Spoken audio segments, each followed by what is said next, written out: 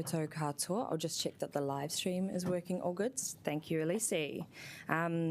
Ki te hui te Kōrau Mātinitini, Social, Cultural and Economic Committee, ai tēnei rā. Tēnā whakamoihu mai kia au ki teitahi kai tohu manapori rānei, mena ka wihi koe i te hui. Ai haurua I te tekau karaka te kai timo o te ata, but morning tea will be taking place at 11 a.m. because we have quite a few public participants. Please let myself or Democracy Services know if you intend to leave the meeting. We will open with the karakia. Whakatakateho ki te uru, whakatakateho ki te tonga, kia mā kina ki uta, kia mā taratara ki tai, he ake ana, te atakura, he teo, he huka, he hauhu, ti hei, hauri ora. Item 1.2, the apologies. Colleagues, we have received apologies from Mayor Whānau for lateness, Councillor McNulty for early departure and Pauiwi Kelly for absence. Do we have any other apologies? Councillor Abdirahman? I need to leave around 1:30 for a community meeting in Island Bay. Okay, early departure. E whakakoutou ana o ki mōtini. I move the motion that we accept the apologies. Councillor Abdirahman will second. Please vote accordingly.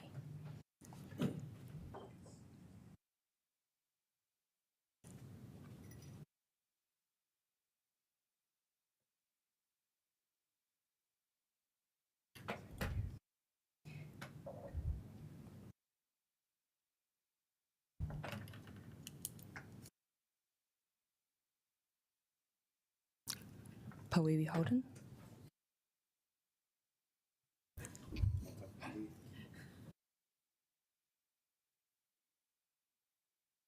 I ngā meme, tēnā whakapukina o taki whai. Kua mana that has been carried. We will now move on to item 1.3, conflict of interest declarations. I ngā meme, tēnā whakapuakina o taki whai. Pāranga e hangai ana ki rārangi taki. I call on members to declare any conflicts of interest. I see none. Fantastic. Confirmation of minutes. E whakataka koutou ana o ki te mōtini. I move the motion that the Kōrau Mātinitini meeting approve the committee meeting minutes held on the 10th of October. Mā wā I tautoko. Do I have a seconder? Councillor Brown, thank you very much. And I nei ka pōtitia te mōtini. I now put the motion which has been moved and seconded.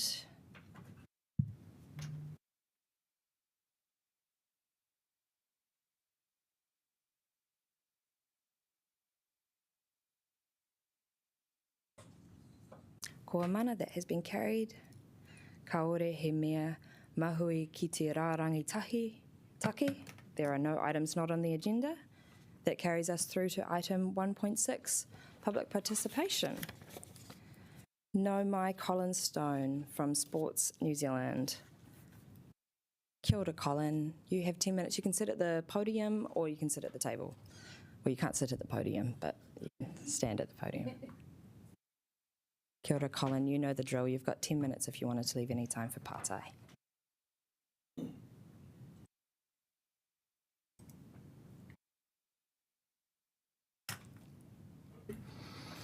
Kia ora tātou, ko Colin Stone, tōku ingoa. So I'm the Regional Partnership Manager for Sport New Zealand, so I look after the majority of the relationships that Sport New Zealand has as a Crown entity across the Central and Lower North Island, so looking after the relationships that we have with organisations in Greater Wellington, Taranaki, Manawatu and Wanganui. So we're going to do a bit of a tag team today. What I thought would be useful for elected members to understand is our strategy as a government agency in terms of Sport New Zealand, and then following on from me will be Andrew Leslie, who's the CEO of Nukuora, who will present the work that they're doing from a regional perspective and how it links into national strategy, but how it plays out from a local community and regional level. So that's the plan for today. So as I said, we're a Crown entity. Our Minister is Chris Bishop. So my role, I guess, as the regional partnership manager is I'm very much a facilitator, a connector, a dot joiner, a conversation starter. We work in my role across government as well. So as government agencies, we're trying to make sure that we join the dots and we work effectively into communities and into regions. You know, at the end of the day, we're all trying to impact and support the same communities. So it makes sense to try and collaborate and work together. I talked about the region, so from my perspective, a part of it is around the Regional Sports Trust, of which Nukuora, the Regional Sports Trust for Greater Wellington, is here today, and Andrew Leslie, but also it includes our stakeholders, which is all our 21 councils that I have a connection with in the Central and Lower North Island. So Wellington City Council are my customer, and in particular the Parks and Recreation team, or should I say the award-winning Parks and Recreation team, which I'll let Andrew talk about that in a bit more detail in his presentation. So I know talking about strategy can be a bit dry, so I'm just going to flick to one slide, which hopefully you can see, which is that one there. So we have a 12-year window for our strategic period. We're into the second 4-year block. While we have a vision of everybody active, our focus at the moment, and it was in the last 4-year cycle as well, we're into the second 4-year cycle now, is around young people. It's around Tamariki and Rangatahi.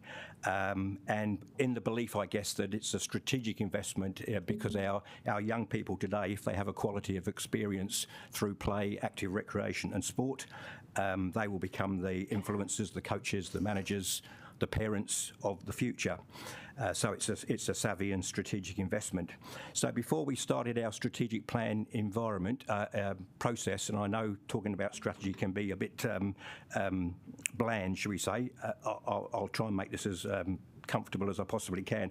We did a lot of work in terms of understanding the sector's view about what the future, the desired future of the sector should look like. And what they played back to us with is what you've probably heard across many other sectors of the community as well.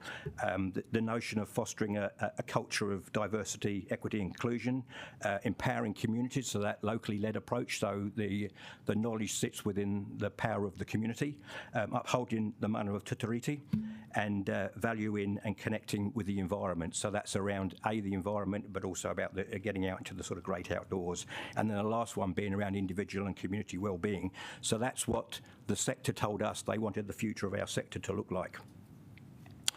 In terms of our strategic plan, we have 3 key focus areas. Again, young people.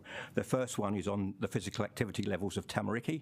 Now, in New Zealand, the Tamariki participation levels and physical activity levels, while it's carried around certain areas around social demographics, etc., the physical activity levels of our young people in Tamariki are generally reasonably high. So for us, it's about maintaining those physical activity levels for our Tamariki. Where we see the challenge is in our Rangatahi.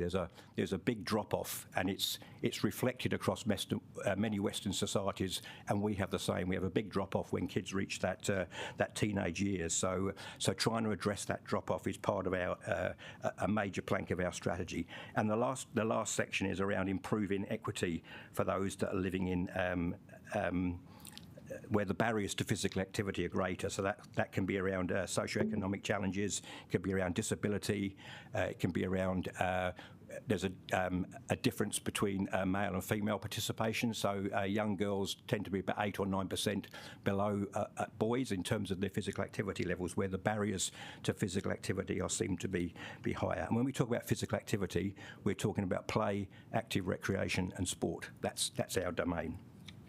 So in terms of our model that we work in, we don't have any branch offices ourselves, so we invest into our investment partners, like the Regional Sports Trust, to deliver on their work that meets the needs of their communities and their networks, but also aligns to our strategy. So for us at a national level, that's national sports organisations, national recreation organisations, national disability organisations, national education organisations, and the Regional Sports Trust, our regional partner. So in terms of our strategic priorities, 4 areas just to talk about, and then I can wrap up. One is around ensuring that the organisations we invest into are resilient and capable. So that's around their governance, their leadership, their ability to uphold the mana of Te Tiriti, an approach around diversity, equity and inclusion, taking an evidence-based approach and looking after the environment. So that's the first plank. The second strategic area is around the quality of the experience. So we know from all the evidence that we take that we can keep young people involved in physical activity, play, active recreation and sport if the experience is of quality. So that plays out for us in those three domains. 4 domains, I should say: play, active, rec and sport, but also spaces and places. So again, a diverse and inclusive community, or sector, I should say, a sector that sometimes can be siloed, so trying to ensure that what happens at the national level and the regional level is more connected. That's a bit of a challenge at times. Putting the participant at the centre, so hearing the views of so not doing things to people or to communities, but actually being listened to, or listening to the community and to individuals, and ensuring that the offering meets everyone's needs. And the last one is around the cultural distinctive pathways. So we live in a very diverse society, so yes, a lot of that is around a kaupapa Māori approach, but actually if you think about the diversity of our own communities, it's about showing that we're meeting community needs, or our partners are meeting community needs. And that flows on to our last section, which from a local government perspective you will be well aware of, and that's empowering local communities. So that's understanding geographic local communities, taking a locally led approach, a community development approach, a strength-based approach, listening to the champions within communities and then designing, either co-designing or working with the community design models that work for them within their own community. So that's our 3 strategic areas. The last one, which falls under what we've called active schools and kura, is funded actually quite separately, co-funded by Sport New Zealand, but also funded by Ministry of Education and Te Whatu Ora, which relies, because we've got a captive audience with kids in schools, so the opportunity to have programs that run into schools is quite advantageous. So we have a program called Healthy Active Learning, which is co-funded by Te Whatu Ora and Ministry of Education. It targets what I would call in old money lower decile schools, where sometimes the barriers can be more challenging around getting kids out to be active. And we've got 900 primary schools around the country, and a proportion of those will obviously sit within the Greater Wellington area. And again, Nukawara will no doubt cover that off when Andrew gives his talk. The last section there is around work within the secondary school environment, where again, we're trying to change the physical activity levels within secondary schools through various programs and interventions that are delivered by our partners. So that's our strategy. We take an outcomes-based approach, so we don't drill in and ask for individual programs. We ask our partners to deliver on their work that meets their needs, that aligns to our strategy. Kia ora. Kia ora, Colin. Pātai from Councillor Calvert. Yeah, I was interested in your comment about making sure your partners, which is obviously one of them is Wellington City Council, meeting community needs. So how do you ensure that happens, or how do you monitor that? So we work closely with the Parks and Recreation team here. We don't tend to invest greatly into local authorities. We do in some cases. So within this council, we invested into the skate strategy, and we've invested into through Nukawara into the affordable sport project. And we've also invested into the play advocate, which I think you call a play advisor role here, which is Peter McMillan's role. So we have some investment that goes into council, but generally speaking, it's a collegial relationship, it's a stakeholder relationship rather than a partner relationship. Yeah, okay, but Apologies, Councillor. Sorry, I just didn't get my question answered, but. Thank you very much for coming to talk to us today, Colin. I'm afraid we're out of time. That's okay. Yeah, and to Thank you.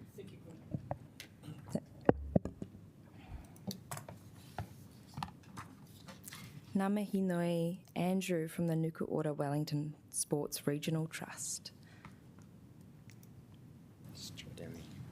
Kia ora. Kia ora. Same format, you've got 10 minutes and we've got the clock up there if you wanted to leave any time for pātai. I ngā mana whenua o te rohi nei, o te rā Māori o te rohi nei, e mihi ana, e ngā rangatira, Kua mihi mai nei, kia au tēnei rā tēnā koutou katoa. Kia ora, everyone. Yes, a nuku ora. If you don't know us, we're a independent charitable trust. We provide support and leadership to the regional physical activity system. When I say system, I mean all the people, the organisations, the resources that help people be physically active. And yes, we've got a wonderful partnership with Sport New Zealand, and we also have partnerships with Te Whatu Ora and ACC as well, and then relationships with all the councils throughout the region. And our region goes up into the Wairarapa and up the Kapiti coast as well. So I'm going to give you a brief rundown on our strategy, and following on from Colin, you'll see sort of the linkages here. So our aim is to improve hauora and well-being for people through physical activity. And underpinning everything we do is a commitment to Te Tiriti, to be Te Tiriti honouring. I want to acknowledge our partnerships with Ngāti Toa and Siatiawa. And when I say physical activity, we have a broad range, a broad view on physical activity, play, active rec and sport, and also active transport, even though I got a bit beaten up by a dodgy bit of Thorndon Quay footpath the other day. But that's all right, that's what happens. And we realise active transport is a long-term game, and it's about sort of transformation of cities. So we work on 3 different levels. And our strategy is all about addressing these 2 big meaty problems, really, which is physical inactivity and inequity of access to physical activity. Colin illustrated all the evidence that goes in behind Sport New Zealand's strategy. We draw on that. A couple of things stand out for us when we look at that data at a regional level. And what that shows is that inactivity of rangatahi in areas of high socioeconomic disadvantage and disabled rangatahi is increasing. And that's not to say that we're only focused on young people. Our strategy is about physical activity across the life course. And, for example, when you look at adults, only 60% of us are meeting the World Health Organisation's guidelines for physical activity. So it's about how we promote physical activity right across the life course. So yeah, as I mentioned, we work on 3 different levels. We're in at a community level, and our mahi here is all about being present in a community, building relationships with the various organisations that are working in those communities, building relationships with, right at a neighbourhood level with leaders of those communities. And it's all about sort of understanding barriers, and what we find is that, it takes time for people to trust you, to be able to share what their barriers are to being active. And then it's about helping finding solutions. And, what we invariably find is that these are sort of, it's actually sort of upstream issues here. It's about sort of the system itself and how the system creates barriers for these people to be active. So that's work that's takes time, and it's a long-term view we have on that. So an example here, we focus in on particular communities throughout the region. We use the evidence that exists to show where there are the most barriers, and one of those communities is in the Wellington City area in Linden. It should be social housing, not hosing.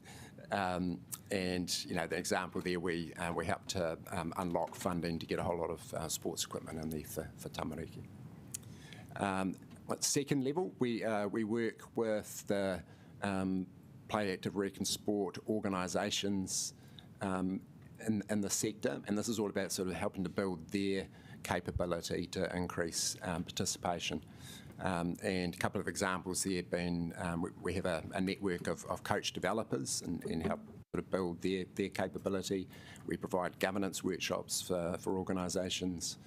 And Colin mentioned the Healthy Active Learning Program. So, we've got a team of people that are out and working directly in schools throughout the region. It's helping teachers plan and deliver better physical activity experiences for kids in those schools. Actually, in this area, we also sort of, if you like, deliver directly to the participant. So we run a number of events. Just recently, we had a senior regional games at Akatangi, which was really awesome. About 250 people attended that. Also, we own the Wellington Round the Bays event as well, you probably realise. And we, through our partnership with Te Whatu Ora, we deliver the Green Prescription Program. This is where people get referred to us either through GPs or public health organisations, or they can sort of self-refer. And we have a team of like health coaches, really, so helping them get into physical activity and good nutrition. And then the third level, we work at a system level. This is all about sort of trying to get collaboration happening across the system. This is where a lot of our work with councils occur. We're in the process of refreshing a regional spaces and places plan. The Affordable Sports report, so we're in the process of looking at the recommendations from that and how we can implement it. So a big one that showed up is how we need better data across the region around participation and usage of our facilities, and try and get some consistency in terms of how that data is collected. That's a big problem we're going to try and solve over the next few years. We support at a project level as well, so providing support and consultation on the Granada North project, which really want to acknowledge the importance of that project for creating a space to be physically active in an area that's underserved currently, and it's an area of high growth as well. And just wanted to finish by acknowledging Wellington City Council and council officers for some outstanding work. So at the Recreation Awards just recently, there was a number of awards. The Outstanding Park went to Margaret Peak. There was 2, actually, award winners in the Research Policy and Planning category. So for the work that Alexi did with Sport New Zealand in terms of the skate guidelines, to Aua Mapiri, and then a big acknowledgement to Paul Andrews. So the Ian Galloway Memorial Cup is a very prestigious award for leadership and longevity in the park sector, and Paul is certainly he's achieved some incredible things over his time. So that was a really awesome acknowledgement. Just wanted to say finally, great to be here today to kind of share a bit about what we do. We're going to be working with your officers over these next few years. It's an ongoing, really positive relationship. So kia ora, everyone. Ngā mihi, Andrew. I have a pātai from Councillor Abdurrahman. Kia ora, Andrew, and it's great to see the strategy aligning with Sport New Zealand. My question to you is, you are also like an advocacy group as well for the sport, for this area. Are you comfortable with the sustainability of some of our current facilities, which is not much funding going into as part of this long-term plan? If not, how do you see in the future? Just a pātai, no commentary, please. Yeah, it's part of a question. You've asked the question. Yep. Yeah. So I'm aware it's very difficult times in terms of deciding around how to invest. You have your renewal set at 75%, which is probably adequate. And our advice at the moment is about how you look after the stuff you've already got, and how you get better usage out of that. From what we've seen in Wellington's long-term plan at the moment, there's, sport and physical activities served reasonably well, and what we know is really difficult times. But I think the skate park in Granada North, really key projects. So that's awesome to see those in there. Yeah. Ngā mihi nui. Thank you, Andrew. We've run out of time for pātai, but I just wanted to acknowledge both yourself and Colin for the advocacy and your the amount that you've served the Wellington region through sport and recreation. Thank you. Appreciate it. Yeah.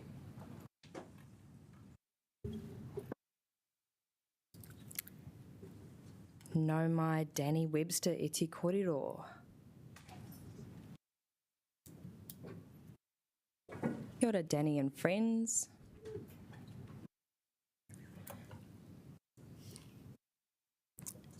No, Mai, because there are quite a few of you, maybe we suggest that the podium is probably good because then we can see the full breadth.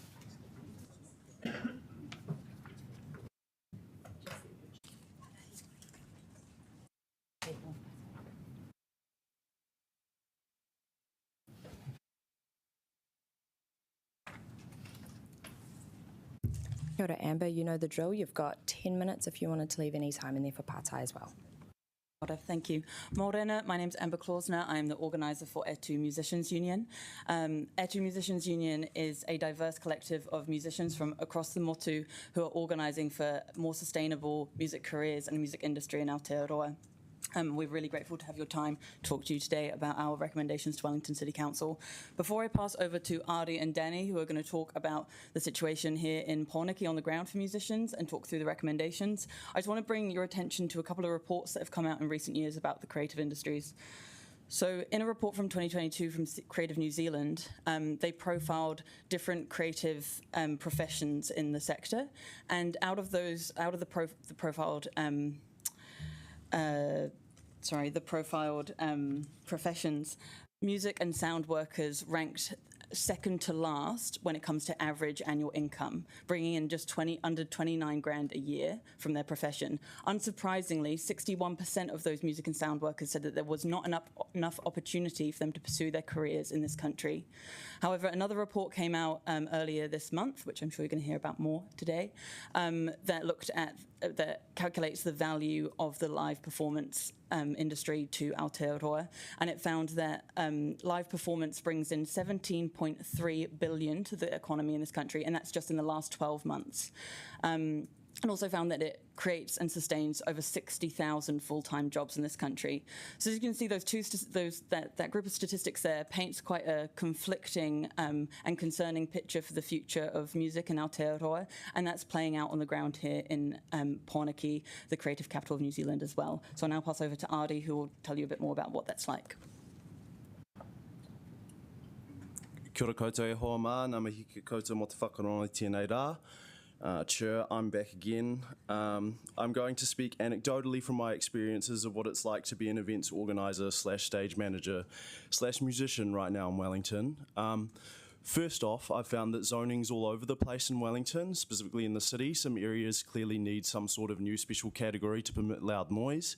There are venues already being negatively affected by the less than ideal zoning situations, and when venues do well, musicians do well. Second off, the way noise complaints are measured is that a dude comes out to your gig and listens. If said dude deems said gig as too loud, then you could get shut down. When you put 6 to 8 months of work into a single night, sometimes even more work than that, it's pretty terrifying to have that hinging on something outside of your control.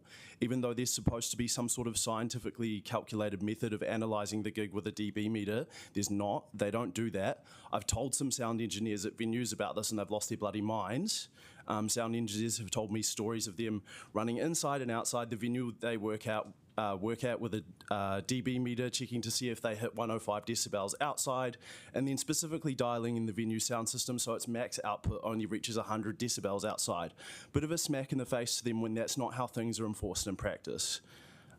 Third off, we need a voice locally. It's been great having something like this form, the union, so that we can get collective consensus on royalties, corporations that I shall not name, blah, blah, blah, at a national level, but there's so many things specific to live performance and music in Wellington that falls outside the purview of a national union. That's why we're here speaking as a union at council, because we can't do everything that needs to be done. We need your help. There are so many day-to-day economic peculiarities in regard to music that could be solved simply by just the occasional sit down twixt council and a group of industry representatives. So yeah, same thing again that I said last time. Give us the chance for dialogue, because we know that what we're talking about, and we've done a lot of work for yous. Regardless of political inclinations, pretty much everyone wants Wellington to be a cultural hub. Some sort of committee / group is how we achieve that. I get you guys are scared that we'll just beg for money, but what if instead we worked together to figure out creative ways to keep the city bustling with musical experiences in spite of the wider financial situation of our city? Kia ora. Kia ora. So you have our open letter in front of you to peruse. We've also shared with you a detailed policy recommendations document which goes through how some of those asks could be implemented if you want to peruse that. But I figured perhaps the message is best conveyed through the medium of song. And I'm sharing this on behalf of the 400 plus people who have signed our open letter.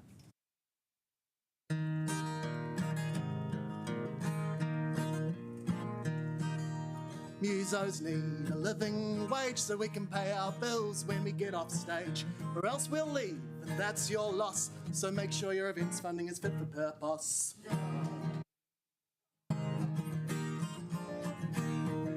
Support our local promoters, not just those multinational jokers. They'll put up prices at the door and take most of the profits offshore. Let's densify without destroying the venues locals be enjoying. Zone and build for noise so gigs don't get shut down by the noise control officers. Why are you gatekeeping council venues? They're supposed to be for me and you, but right now they're way too spinny. It's probably why they're often empty. We'd love to see targeted rates on long vacant commercial space. UDB's made a good case, so let's do some all ages pop-up gigs on Courtney Place. And if creating value is all you care about, then no, for each buck spent on live performance, it's $3.20 out. So says the latest research from the universities. Live performance contributes 1.4% to GDP. Yeah, to support that nighttime economy. We'd like to meet thrice a year, and not just 'cause it's nice to see ya, but it is. We need musos in the loop, so chuck us on your Ahotini Creative Sector Working Group. Please and thank you.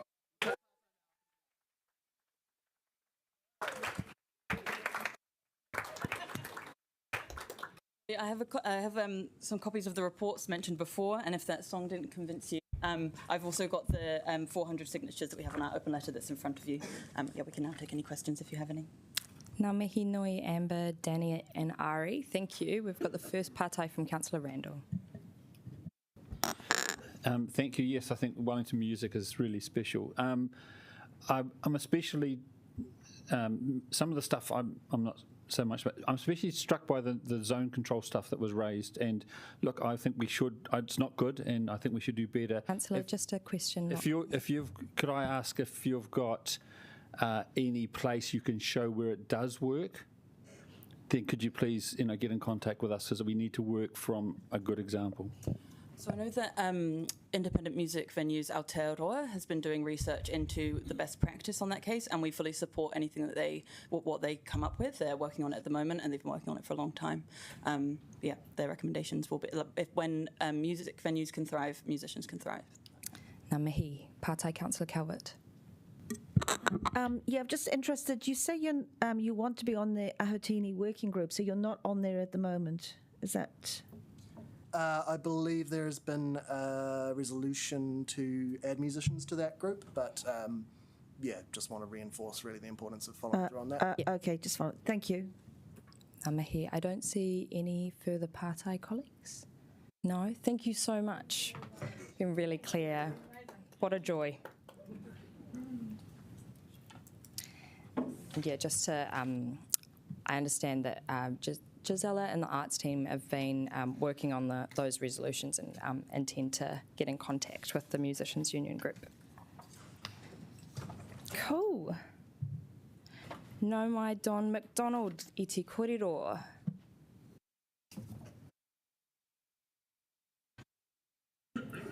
Kia ora, Don. Feel free to sit at the table or speak at the podium.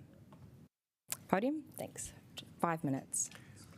Thank you, Kōrau Mātinitini Committee. Thank you, Chair. Hello, Ray. Okay, I support straight talk, like the last speaker. I hope so. I'm not usually a fan of music, Wellington Water, Kia ora, we are happy to advise that we have completed investigations. You see, that doesn't tell me much. It doesn't tell me anything. This is what they say all the time. That's Wellington Water. And they're in trouble. Wellington City Council speaking, the principal matter is subject line to use one or two lines, what is wrong and needed to go to heaven. You've got to say in one or two lines what is needed. And if that's a fail, okay, that's a 4-letter. It's a fail. They didn't realise, straight talk, I don't know. Address the question. Address the question. When I tell you the question, the toilet checklist, the water leaks, query, the City Sea Bridge. There could be 6,000 people for Santa Parade on that bridge. Dangerous. Also, the message is called Chinese greengrocer, fresh. I can't really find any worth council. Turnover. Reported 27 years. Public toilet, 12 points they fail. Water, towel, graffiti, 12 points they fail.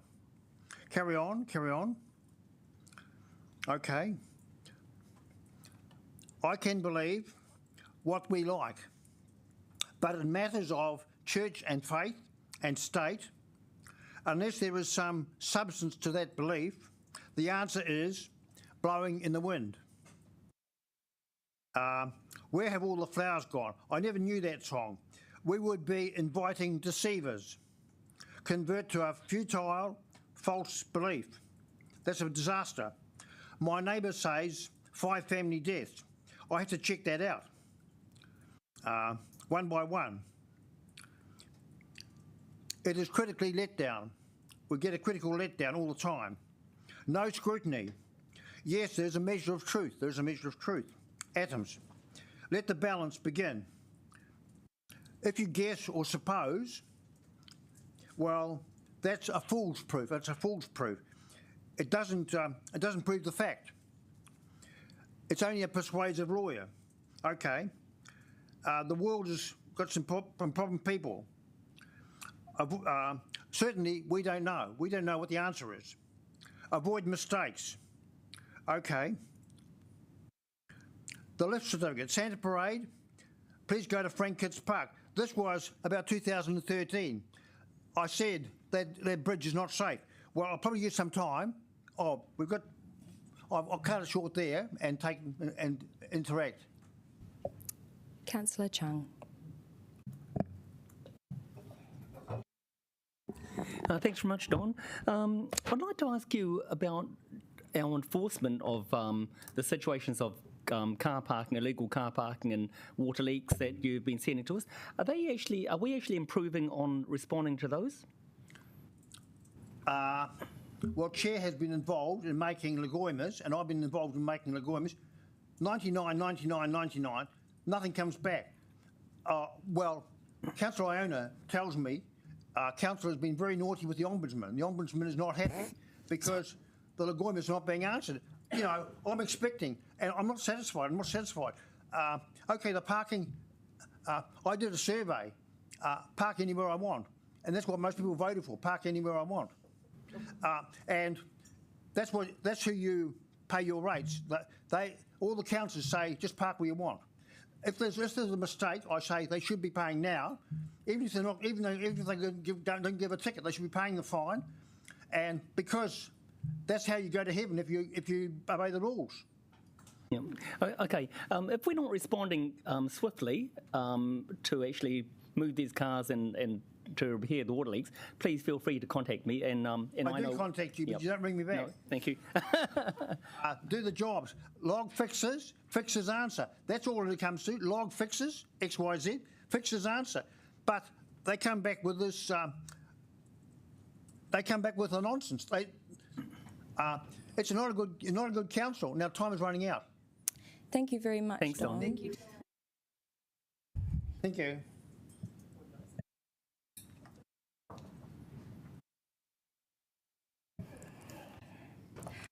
No mai, Stephanie Currans, in support of Etu Musicians Union. Kia ora, Stephanie. You can sit at the table or up at the podium. Is this the one? Yeah, cool. Yeah. Cool. Tēnā koutou. Really excited to have the privilege of talking to you all. You might remember me from the other time that I came in for a musical submission on Cycleways, but I don't have my keyboard here today. So I just want to offer my support and some personal perspective on the Etu Musicians Union submission. I'm now part of the union. I am a local musician. I've been playing gigs in Wellington for just over 15 years. And if you want to put a sort of a time frame on my perspectives, I'm part of the sad generation of people who will never, ever get over the closure of the Mighty Mighty. That is my generation. So just to start off, I'd like to have a bit of crowd participation. It's always fun. So I'm going to read out a list of venues that have closed in my memory of Wellington. And when I get to one that you remember dearly, I just invite everyone, including anyone present behind me, to let out a groan of grief, a cry. So starting with sandwiches. Oh, the Adelaide. Ah! The Matterhorn, the Mighty Mighty,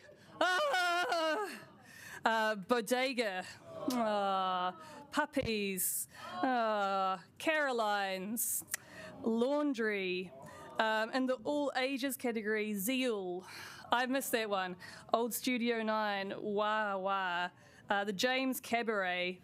What else have we got? Hope, Tuatara Third Eye. Hope Brothers, sort of a venue, sort of was. Good Luck, didn't really go there. Ruby Lounge, slightly before my time. Studio 9 and Sub 9, slightly before my time.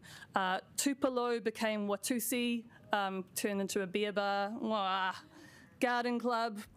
Okay, there's probably a lot more than that, but that's the ones that I got off the top of my head and through a sort of a bit of a Facebook kind of call out. I'm going to go through a different list of venues and see if you recognise any of these.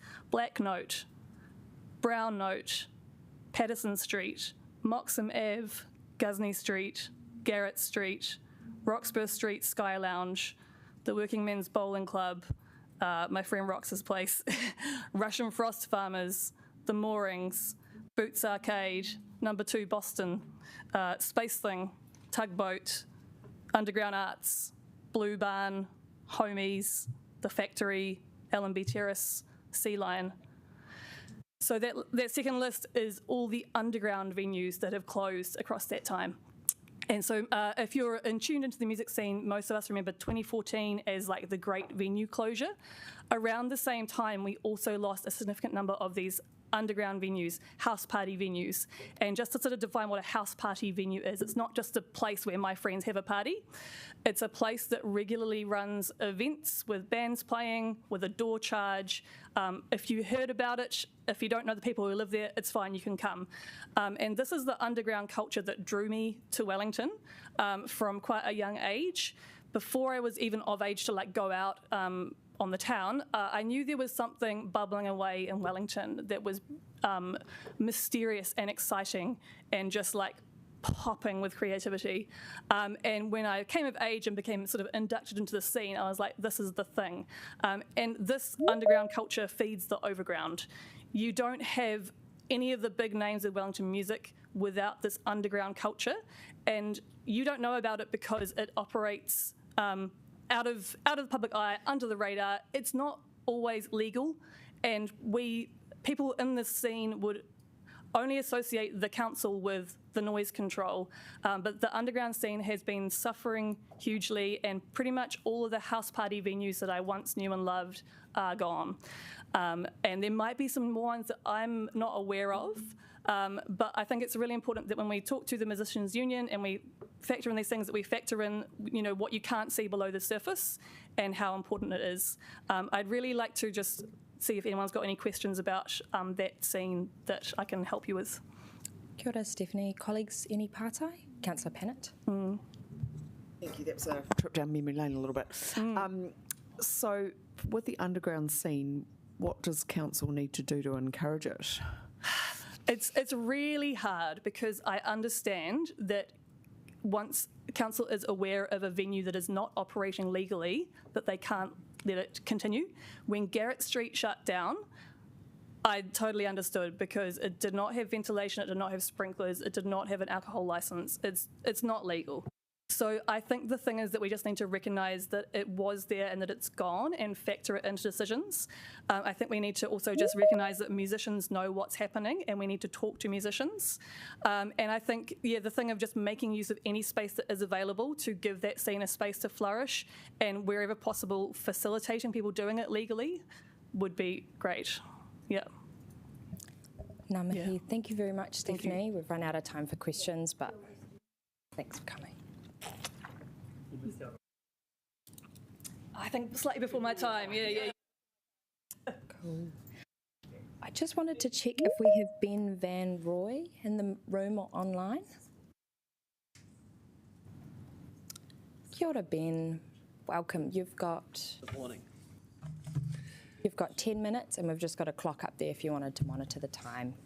It's nice to have such light-hearted kind of council meeting. I didn't expect this. Next time I'll bring a song as well. I'm president of the Volunteer Shaman Association, just appointed this year, after being member for 24 years or more. I lived and worked in Shaman for about 14 years, where I've had numerous councillors, mayors, come in where I hold the flag up high. It was wonderful to have Tory last year, or this year.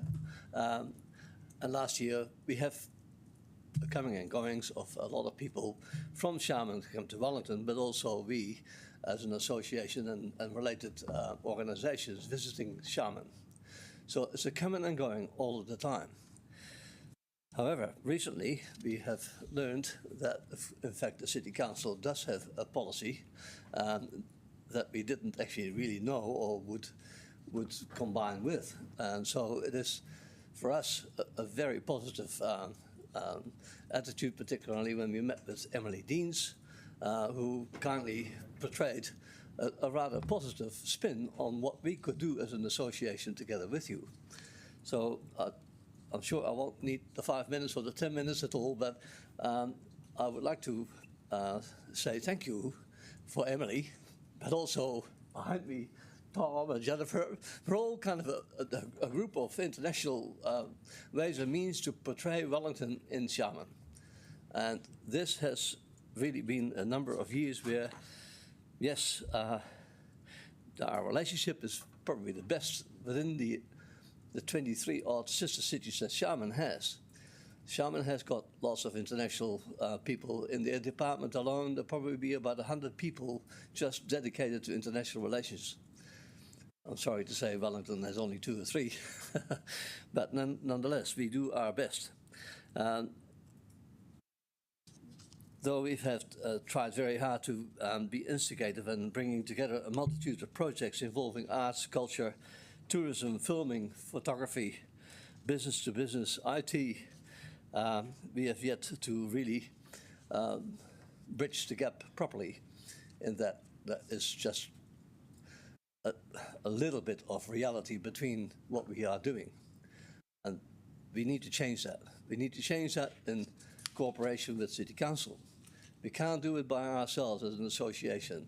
We do our best, but it is almost impossible to have the funding available, to create a proper way by which we can access these things.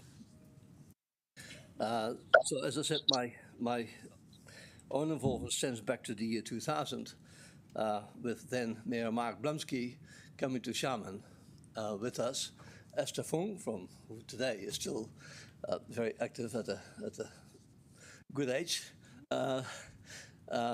running or being part of the Garden Society.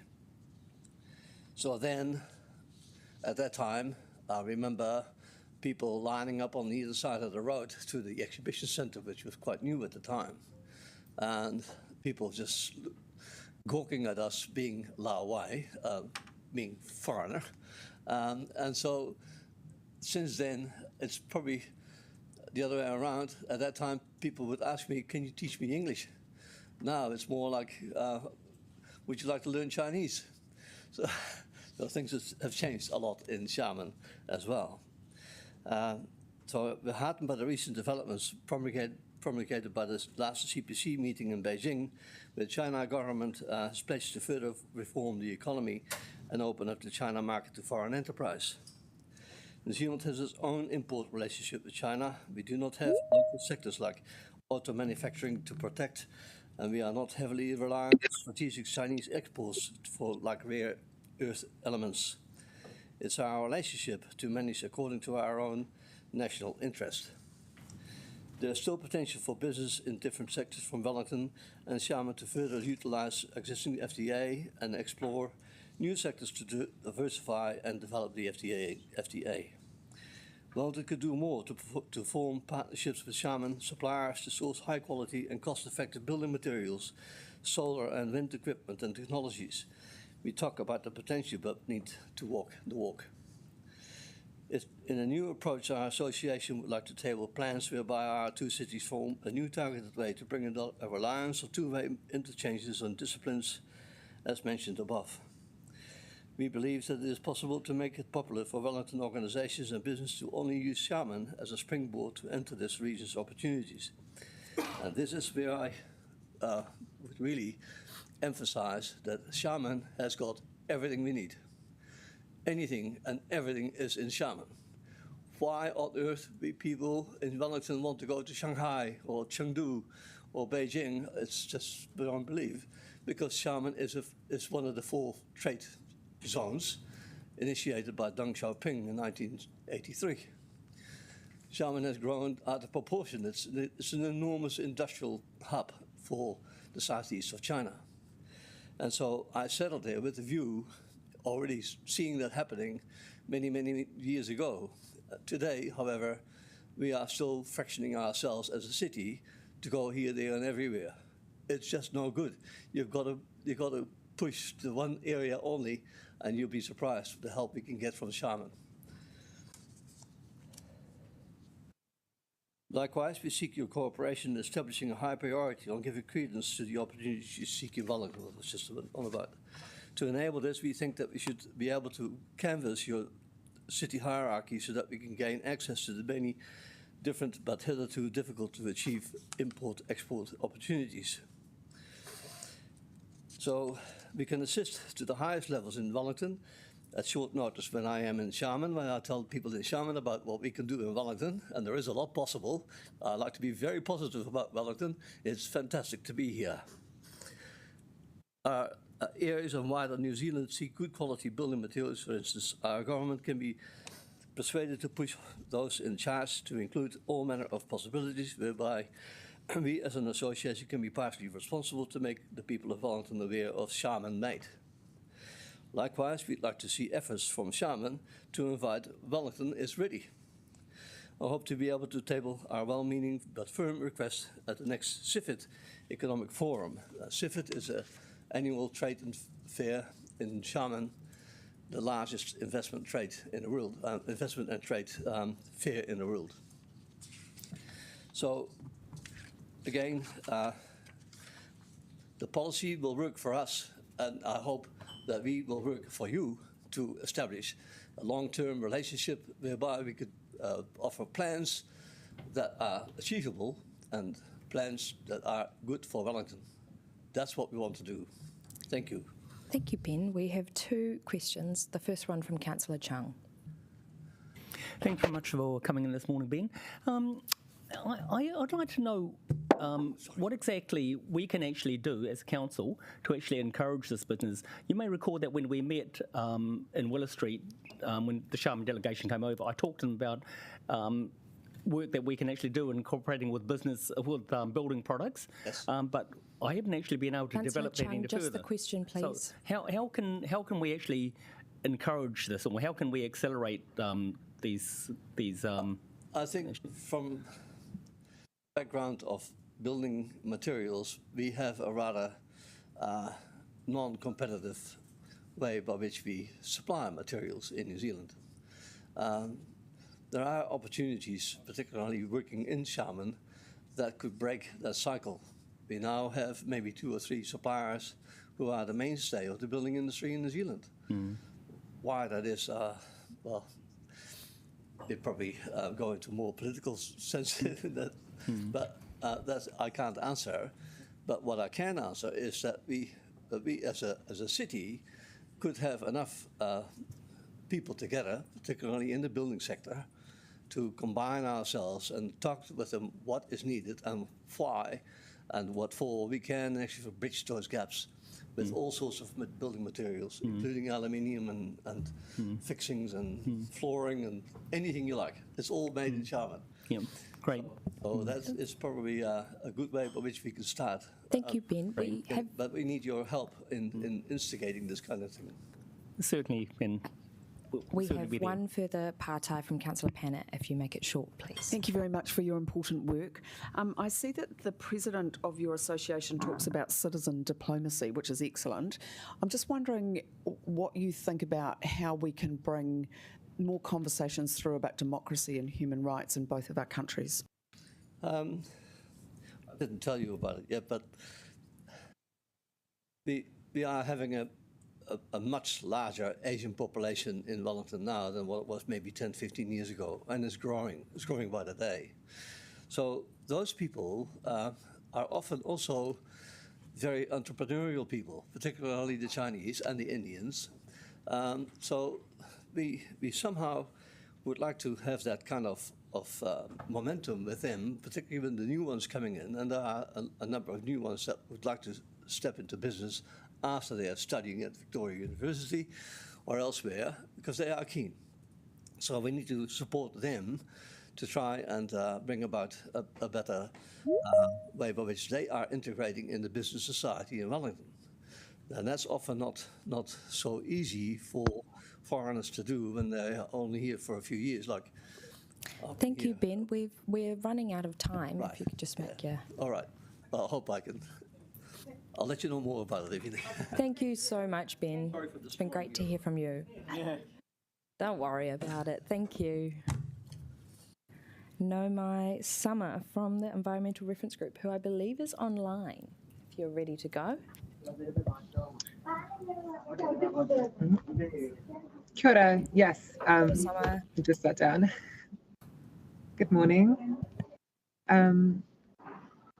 There wasn't much to say overall coming from the Environmental Reference Group. We're pretty in support of all of the options on the table and the option 2A, which was outlined.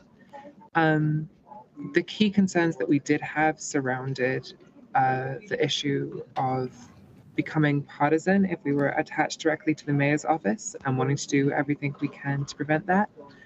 And also trying to make sure that there was a possibility for us to actually make effective change if the new model was proven to be ineffective. I know that in the current wonderful long document we were sent, it outlines that there was going to be monitoring throughout the next year, or at least the next quarter of the ERG, but there wasn't any indication as to what the outcome of that could be, whether it was either shown to be a positive or negative change. Also concerns around a reduced time meeting face-to-face and a lack of mana whenua representation, which I know is an issue which has come up before. So yeah, I want to just take these 10 minutes mostly to answer your guys' questions about the ERG and the changes that are coming in. As yeah, we're in support of 2A, everyone's comfortable with what's going ahead. We just want to make sure that the citizen voice for environmental action remains constant and resilient regardless of political shifts, and we remain as functional as a group as possible. Kia ora, Summer. Thank you so much. That was a really well, clearly made point. Colleagues, do we have any partai for Summer? Councillor Matthews. I just want to delve into that point about, concerns about being partisan if the relationship is with the Mayor's office. And if you have any ideas, I think that can be managed, but I'm wondering if you have any ideas of how that we can manage that to make sure that is not the case. Yeah, I think it would be really awesome if there were people we could go to outside of the mayor. I know we have support from democracy advisors and we have connections to other council members. Just really making sure that those are maintained. So we've got a bit more access to WCC than just through the mayor. And if we start to feel like we're being pushed to the side or not listened to, then at the very least, there are other people we can go and talk to about that and try and come to a resolution with, rather than just only having one point of call. Can I have a follow-up? Do you think perhaps by the attachment of, say, other council staff or other designated councillors, such as, say, the chair of the Environment Infrastructure Committee to that meeting, that might help with that? Yeah, that sounds awesome. Again, when we are talking about issues trying to remain impartisan, it does mean in both directions, regardless of political shifts. It is important that we are hearing everyone's perspective and not only being in the room with those who align with supporting environmental goals. So yeah, great to have as many people in the room as possible, but just being aware that it's important that everyone's voice is heard and that we can have conversations with everyone. Ngā mihi sama. Thank you very much for coming in to talk to us today. We really appreciate it. Thank you. Kia ora. No, my Dave Carter and Catherine Hode to come and talk to us from the College of Creative Arts research team. I believe they're joining us online. Kia ora e hoa. Kia ora. So you will have 10 minutes, and if you wanted to leave any time in there for questions. Of course. All right, kia ora koutou, ko te kata te koewa. I'll pass over to my colleague Catherine to start. Catherine, you're muted. A classic. Morena tātou, ko Catherine Ho, toku ingoa. Thanks so much for your time this morning. We're from Toirowharangi at Massey University, and we're here today to speak briefly to the findings of our recently released project measuring and articulating the value of live performance in Aotearoa. We're keen to open up some kōrero about how this work might be of use for the council. For the last 18 months, could we have the next slide, please? So for the last 18 months, our team has been working with producers, venues, and an army of data collectors to build an evidence base for the value of live performance in Aotearoa. This work, funded by Manatū Tonga, involves surveying 13,000 audience members at 323 events across all regions of Aotearoa between June 2023 and July 2024. This included comedy, dance, theatre, music, and everything in between. Large and small, ticketed and free, local and international, from the smallest community event to the biggest stadium show. We asked people about what they spent their money on while attending the performance, who they were, why they attended, and how it made them feel. We then surveyed another 5,000 people from the general public to produce a representative sample of attendance at live performance in Aotearoa. We also collected data on producer costs, government subsidies, volunteering, sponsorship, and philanthropic giving by analysing 743 annual reports of live performance producers and Te Tai Ohanga, the Treasury budget papers. We spoke extensively with sector stakeholders and we undertook whakawhiti kōrero with audiences. Go with the next slide, please. This extensive and detailed data has enabled us to put some very large numbers, $17.3 billion, to the benefits contributed by live performance activity in Aotearoa using cost-benefit analysis. This work's made clear that live performance returns really good value to the community. For every dollar spent on live performance by audiences, producers, central and local government, and the wider community receives $3.20 worth of benefits in return. The next slide, please. We've arrived at this number through analysing producer and audience spending and then tracking how it flows through the economy and the impact it creates. Producers are either paid for their time or generously donated, often both working in the arts. They purchase goods and services from local businesses. They might receive funding from sponsors, philanthropists, central or local government. And audiences purchase tickets, but also make incidental purchases motivated by or stuff that otherwise wouldn't happen without attending live performance. You know, things like buying a meal before going out to see a show, the transport costs in getting there. merch wear after the gig, or even stuff like babysitting. So we tracked all of that spending and then used the New Zealand National Accounts input-output tables produced by Treasury to trace how all of this money, all of those transactions, flow through the whole economy. And as that money circulated, all of those beers and meals and babysitting costs produced benefits or profits of $3 billion for producers across the whole economy. This activity also created about 60,500 FTE full-time equivalent jobs, $5.4 billion in wages, and about $200 million in taxes. In total, Aotearoa enjoys $8.6 billion in economic impact from live performance, which is about 1.4% of the national gross domestic product. With the next slide, please.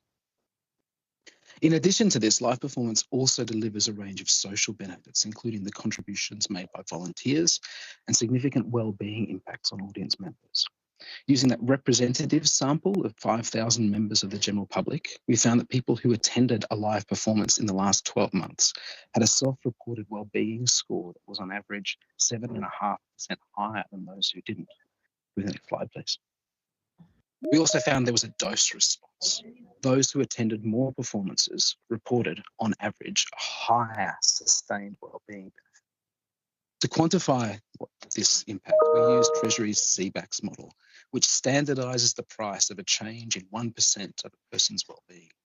We're very conservative with this and conservatively applying the low valuation that Treasury gives of a change in someone's wellbeing as at July 24. We were able to value this sustained and persistent wellbeing benefit experienced by audiences at $7.5 billion. Taken in total, the sum of all of these benefits, economic and social, is that $17.3 billion figure. Move the next slide, please. That's a really big number, but our approach throughout has been to intentionally overestimate costs and underestimate benefits. So that 17.3 billion is also a conservative number. We have the next slide, please. Dave, sorry to interrupt. Would you be able to move the microphone a little closer? I'm going to hand over to Catherine now. I've got all of the questions. Could we have the next two slides, Steph? Apologies. And then, yeah, that's perfect. Thank you so much.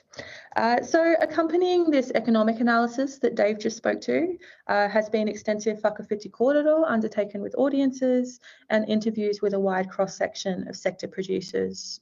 From this work, we can show that while the benefits delivered by the live performance sector are impressive, there are even greater potential benefits that aren't being realised.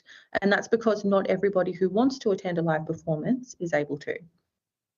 Our colleague Jani's work on this project, which used a Maturanga Māori research method called Raupu Whānau, found that audiences are motivated to attend live performance for enjoyment, to be inspired, social connection and kotahitanga. They value live performance as the space where their cultural identity can be upheld and shared with other people. Could we have the next slide, please?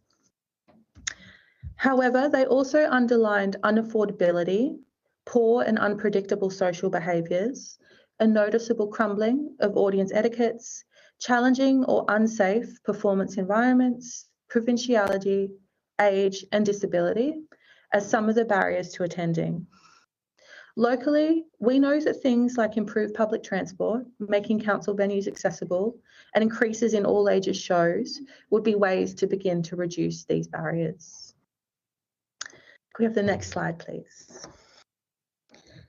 In our discussions with sector workers, we heard that across art forms, across organisations and across the motu, producers are constantly having to do more with less. In Wellington specifically, this project and our wider live music research has told us that local producers are facing pressures from a lack of financial security, last-minute ticket buying, rising costs, regulatory compliance such as licensing and noise issues, and the encroaching reality of high-density residential developments. We overheard overwhelmingly that the status quo is delivering valuable but not optimal outcomes for the community, and that a new way forward is needed. Could we have the next slide, please? So when we think about what those new ways could be, the numbers in this research are exciting, but more important is what we choose to do with them. And we're looking forward to supporting those conversations. And if we could have the final slide, please. There's an email here that you can contact us with your whakaaro, with your pātai. We're very keen to talk further. So ngā mihi nui, thank you so much for your time. Kia ora, thank you both. Colleagues, any pātai? I have one pātai. If you were to talk about one opportunity that you think the council could grasp in the coming years, what would you suggest we do? I think Dave, you go first, because I'm sure we have lots of them. I'm going to give you a couple, because I think there's a range of things that council could do.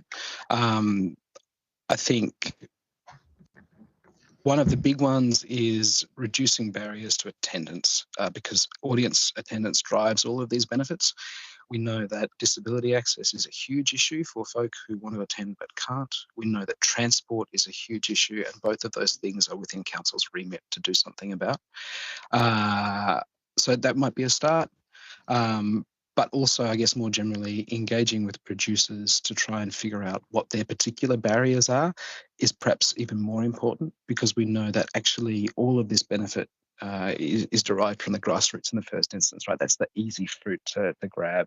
And working with those kind of venues and those spaces to figure out what their particular constraining factors are is likely to have the biggest impact. Yeah. I think to kind of build on what Dave just said, I think that investment in grassroots is really important.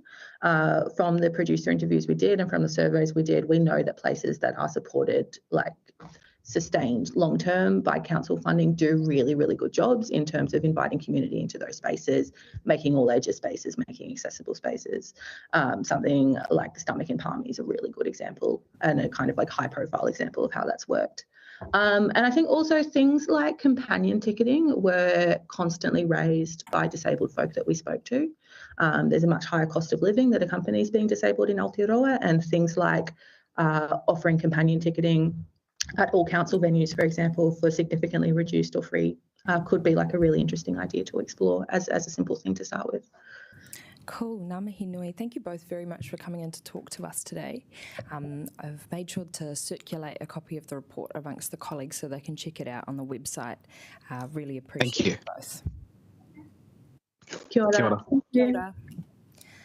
Righto, colleagues, we have one further public participant before we break for morning tea. So I'd like to welcome Ashiel, Sasha and Renee from 5 Ever Books.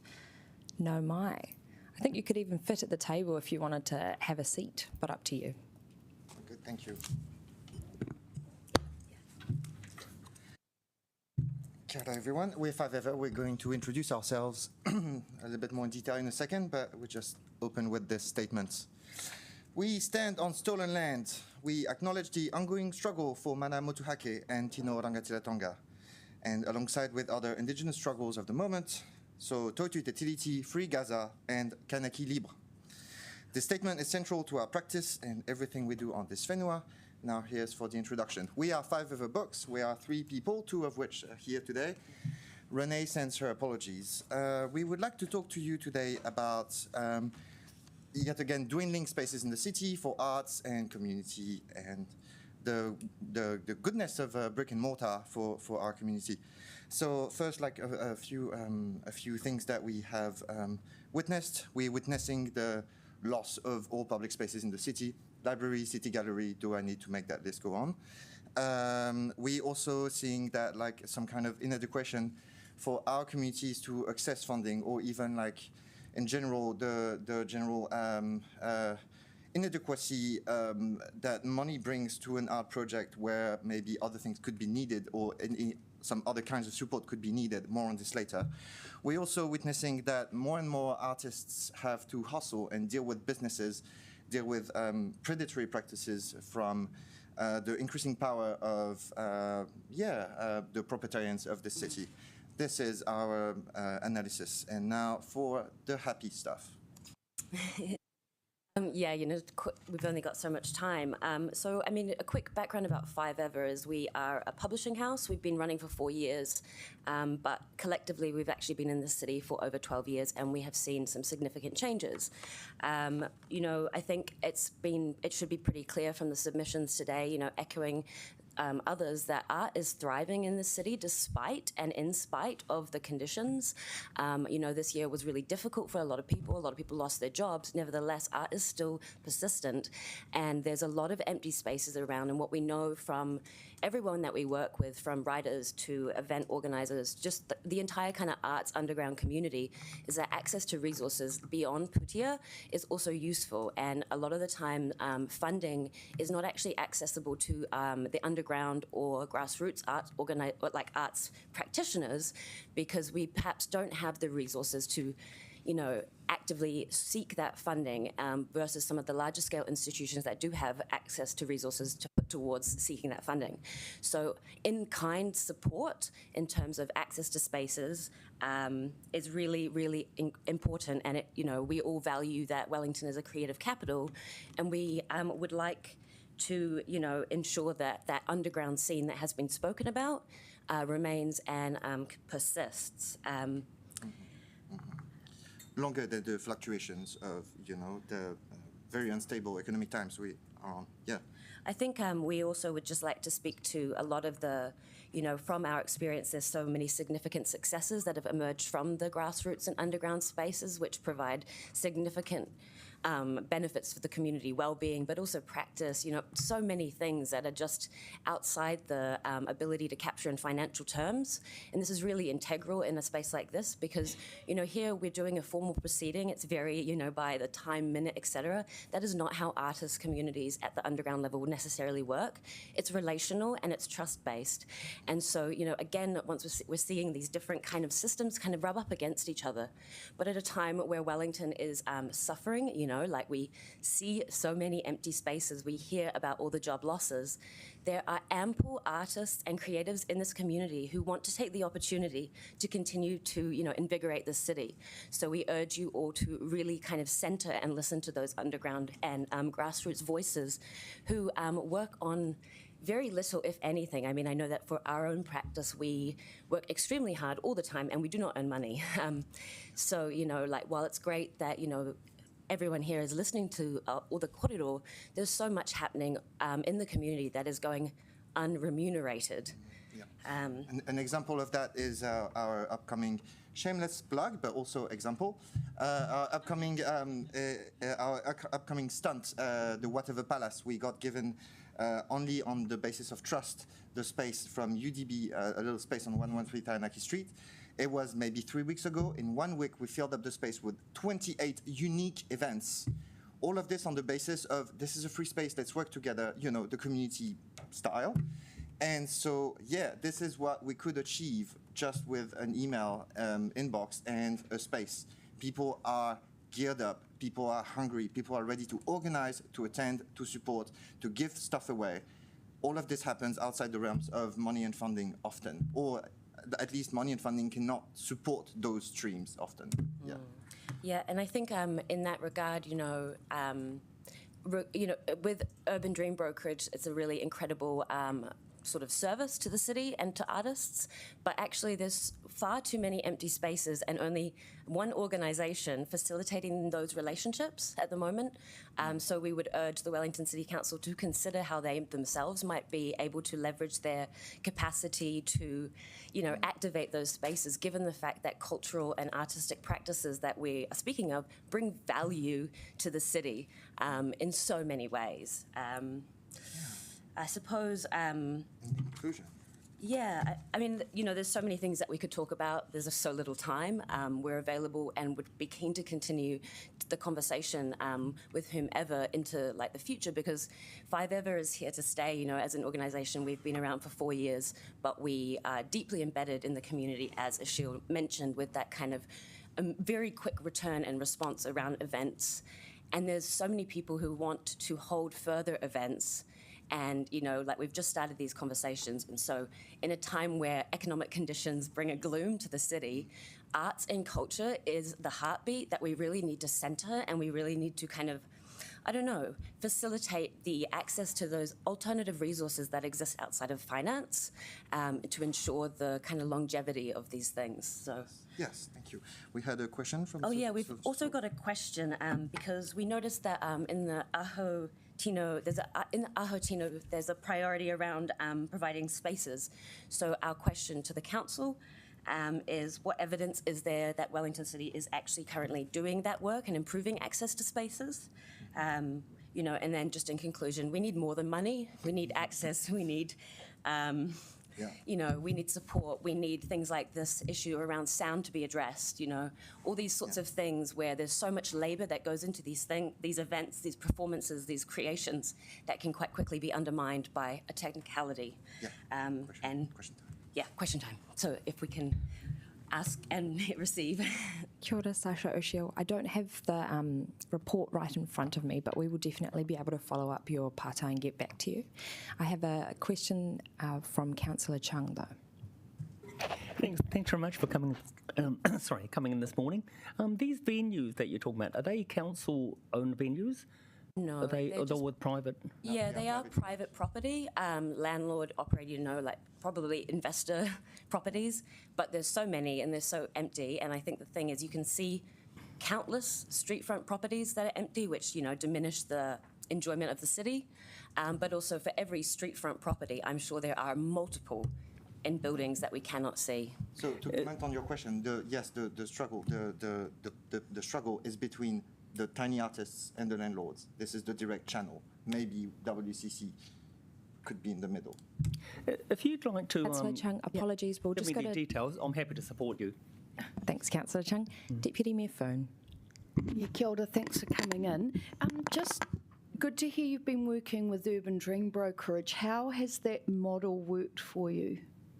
It's been Urban Dream Brokerage has been having different strategies over the years and different leaderships, but it's been globally very beneficial to us and our community, especially on the basis that like they provide space with a carte blanche or, you know, only trust. Yeah, and I think that comes back to that deep connection around relationships and trust in the community. We know our communities, we are part of the community, we have, you know, we can trust each other, and therefore when we say, you know, there's an expectation that if we're going to do something, we do it and we deliver. And so that kind of personableness is absolutely integral to ensuring that, you know, those spaces are accessed, those spaces are provided, and that the projects are delivered.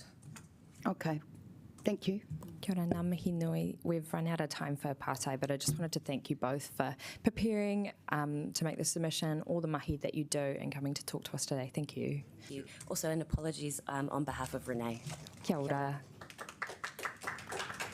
Okay, colleagues, we will break now for morning tea, and I will see you back here in 15 minutes. How's your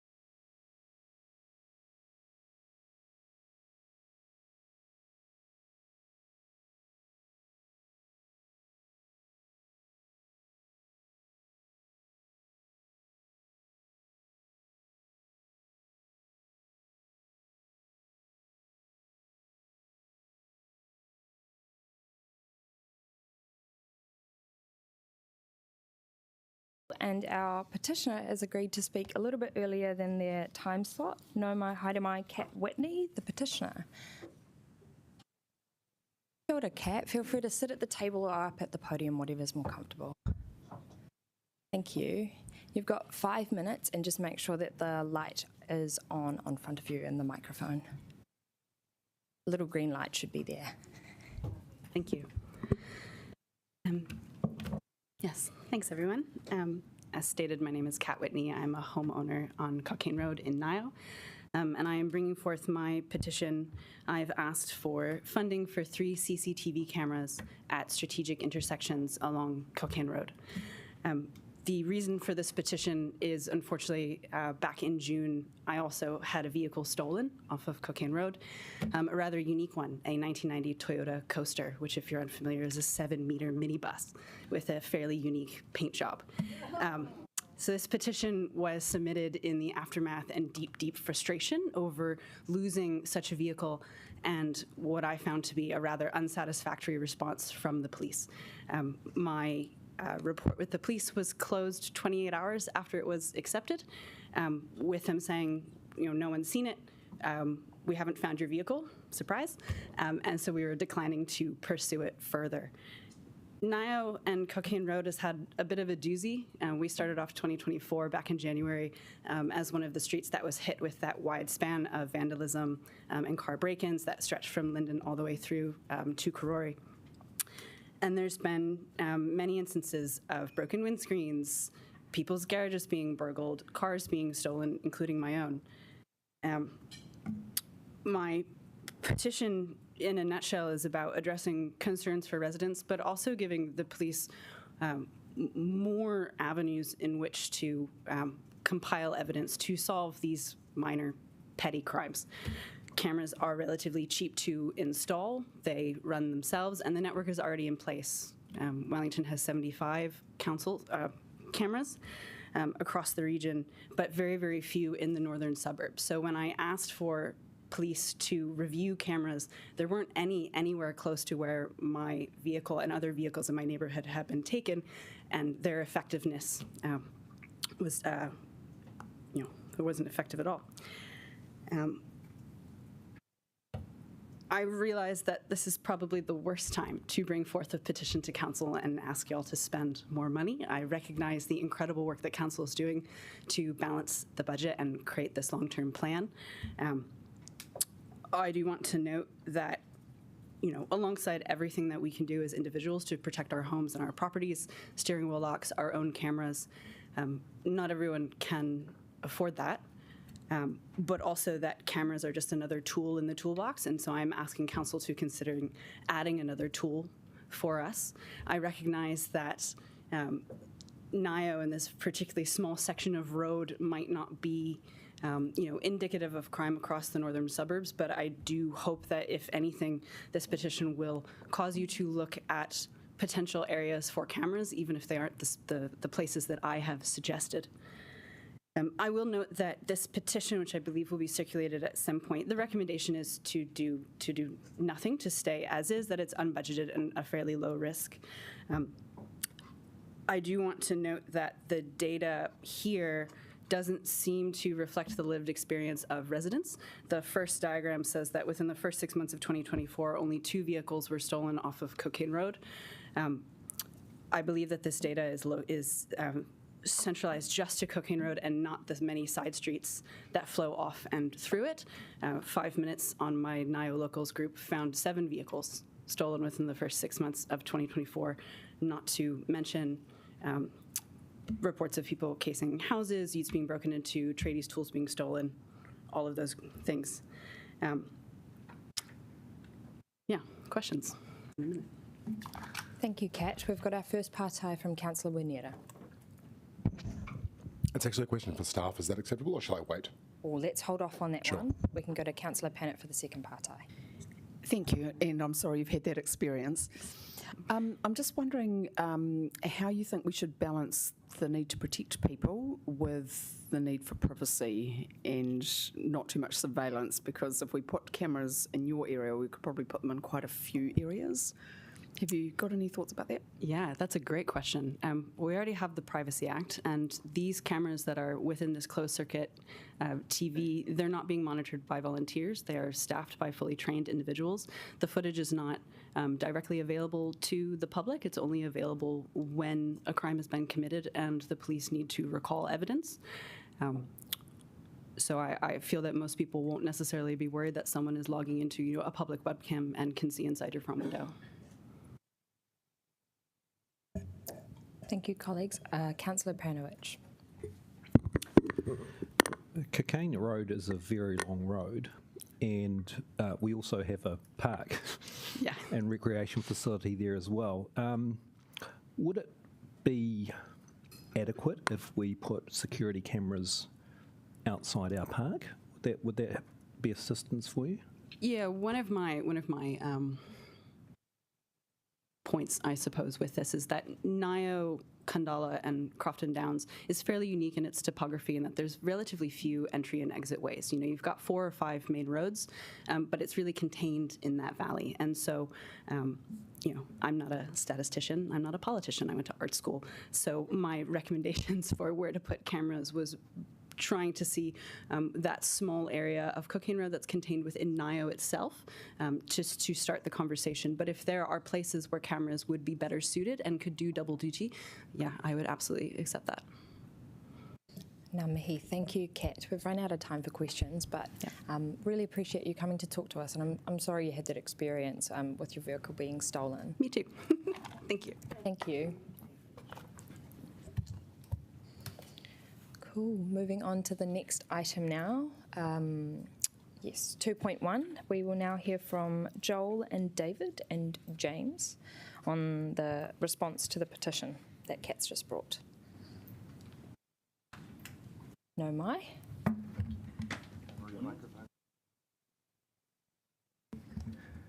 Kia ora koutou. You know me as David Ensor. This is Joel Berryman. He's a Safe City advisor in the team. Happy to introduce the paper and take it as read. One thing I did want to highlight, which Councillor Pannett also recognised, is the need when we're working with the CCTV network to balance people's right to privacy as well as the reasonable expectation that people have that they can travel through the city without fear of surveillance. And that is probably one of the key drivers to the decisions that we make around the location of CCTV cameras, to really focus on areas primarily in the CBD as well as some suburban centres where there is actual and perceived risk of harm to people more so than property, as well as the importance of using data and information to drive our decision making as well. That was probably the key point I wanted to raise, and we're happy to answer any questions. Kia ora, thank you. Colleagues, any pātai? Councillor Chung. Thanks very much. What's the rough cost of installing CCTV cameras? It's a really good question, and it's hard to give a specific answer to that. The cost of the camera itself is not significant, but there are some additional costs which can be high at times around the connection back to the council network as well as connection of electricity. So it does range, sometimes tens of thousands of dollars, particularly if there isn't easy access to the council network or electricity. Can I follow that up? Can we shift the CCTV cameras across the road from the bike park that nobody uses into Cocaine Road? It's not a simple question. It's a simple question. It doesn't have a simple answer. Again, because moving the cameras themselves is not particularly challenging, but having it connect back to the council network can carry some significant cost. Okay, thank you. Councillor Randall. The choice of where to put a camera in, you were explaining, is based on criteria, and that property isn't really so significant as personal safety. Is that correct? I note that new bike rack just down there has got a camera in there. Does that meet the criteria? Shell Lane, so that the Shell Lane and the area around the Clifton car park is an area that was of concern, and the new cameras that have been set up as part of that project have made a really significant difference for us from a city safety perspective, as well as the increased lighting as well. Okay, thanks. I had a pātai. Is there a precedent at all about where council has installed cameras for the purposes of harm to property around the city before? We have a responsibility as the owner of many facilities, so we have a number of security cameras on our own facilities to protect our buildings and the assets inside, but I'm not aware of other cameras focused in areas that aren't related to our assets. Would, with the suggestion through questions that would a camera be appropriate at the park, or would you kind of see that as not serving or meeting the test? I'm not familiar with that particular park or the challenges, whether there are issues with antisocial behaviour and other things in the area. It's something we can go away and have a look at the data. Thank you. And then final pātai, what conditions would need to be met for cameras to be installed on there? What's kind of the gap? It would be difficult for us to recommend installing cameras in a suburban street without there being clear evidence of significant risk to harm against people, as well as it meeting. There's no specific threshold. There's no particular number, but we would need to balance the actual risk to people against the budget that we have available against the other priority areas in the city. Sorry, one more pātai. Is there any way that we could keep the register of wanting to have cameras in this area, that we could maybe work across agency with the police, or is there anything else council could do in their role to maybe support residents in the area? Yeah, there's lots of work that we do in suburban areas, and we work with the police and community patrols and neighbourhood support, for example, to support kind of community and neighbourhood-driven solutions to some of the challenges that areas might be experiencing. Cool, kia ora, thank you. Colleagues, any further pātai? Oh, yes, Councillor Wineta. You're all goods? Okay, cool. Right, Councillor Pennant. Yes, I'm not a huge fan of cameras. I'm just wondering, is there a sort of a residents association active in there that looks at sort of safe neighbourhoods? Maybe the ward councillors can answer better. And I'm just wondering, I just wondered if you'd looked at that just to see. And the other thing is what is the evidence that suggests that these cameras do or don't work for protecting property in suburban areas? There is an active residents association in the area. We haven't engaged with them on community safety specifically recently. I suppose there is evidence, and you can see it, in areas like train stations and public car parks where there are CCTV cameras. Although those car parks, people are still victims of car theft, even with the cameras there. So it's a challenging one to answer. But I would imagine that there is probably a level of evidence to suggest that the presence of cameras in public car parks does reduce the level of car theft, but it doesn't eliminate it. Righto, I don't believe there are any further pātai. Thanks. Thank you. Thank you, Joel and David.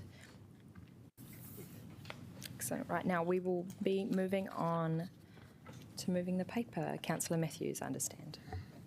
I'm going to move this, and I would, if one of my ward colleagues, Councillor Calvert or Councillor Chung, would like to second, that would be great. Councillor Calvert, thank you. I really just want to acknowledge and thank you, Kat, and all of the people that signed the petition.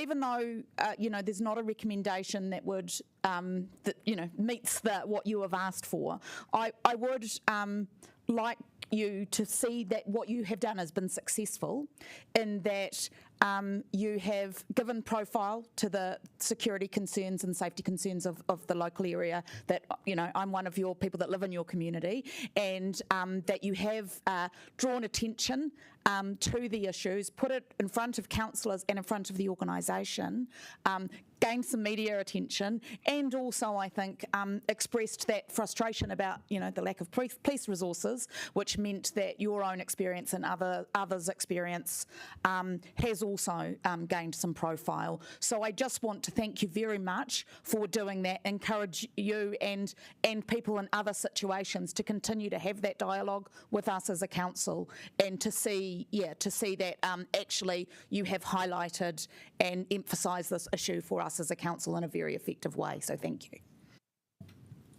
He takai hei taupate patu. Any further debate? Councillor Calvert, would you like to speak? Councillor Calvert. Yeah, look, I just want to endorse Councillor Matthews' comments. So thank you for bringing it to the attention. It is a challenge, but I think it's all part of good neighbourhoods, and it shows also that it's not just the council responsibility, and it's not just even just the local residents in part. There are the police. There's also Metlink as well. It's a bus route, and I often, if I've been on that bus, I close my eyes because it's such a narrow road, and so I can understand. There's some safety concerns there. There's also other people that own property along the route, like Kōrau, and so I think what we need to do is ensure that when we're looking at these things, rather than necessarily jump to the solution, is actually understand what is the broader issue going on here. And I suppose that's the challenge for this council, is how do we pull these things together, when it's not just us, it is involving other groups as well. So I think that's something we need to think about if we want to make good places for people. But thank you to those people who signed the petition, because I think it's been really important, because it's actually raised a broader issue for our council, and how do we deal with these issues, because this has been an ongoing issue, and it's not just something that's just occurred. There have been ongoing issues on this stretch of road for a number of years now. Thank you. Kia ora. Councillor Matthews, would you like a right of reply? Thank you. And I nei ke potitia te motini. And I'll put the motion which has been moved and seconded.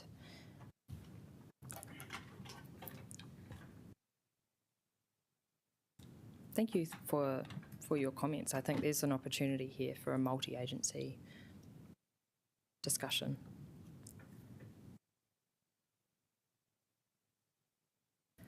Nico Venera. Kua mana, that has been carried. Thanks all.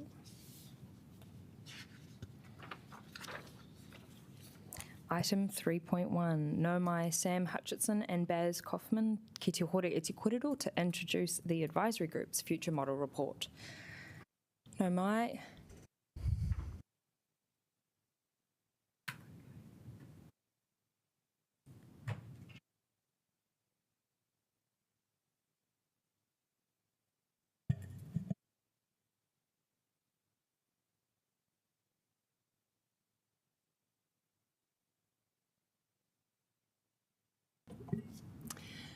Kia ora koutou.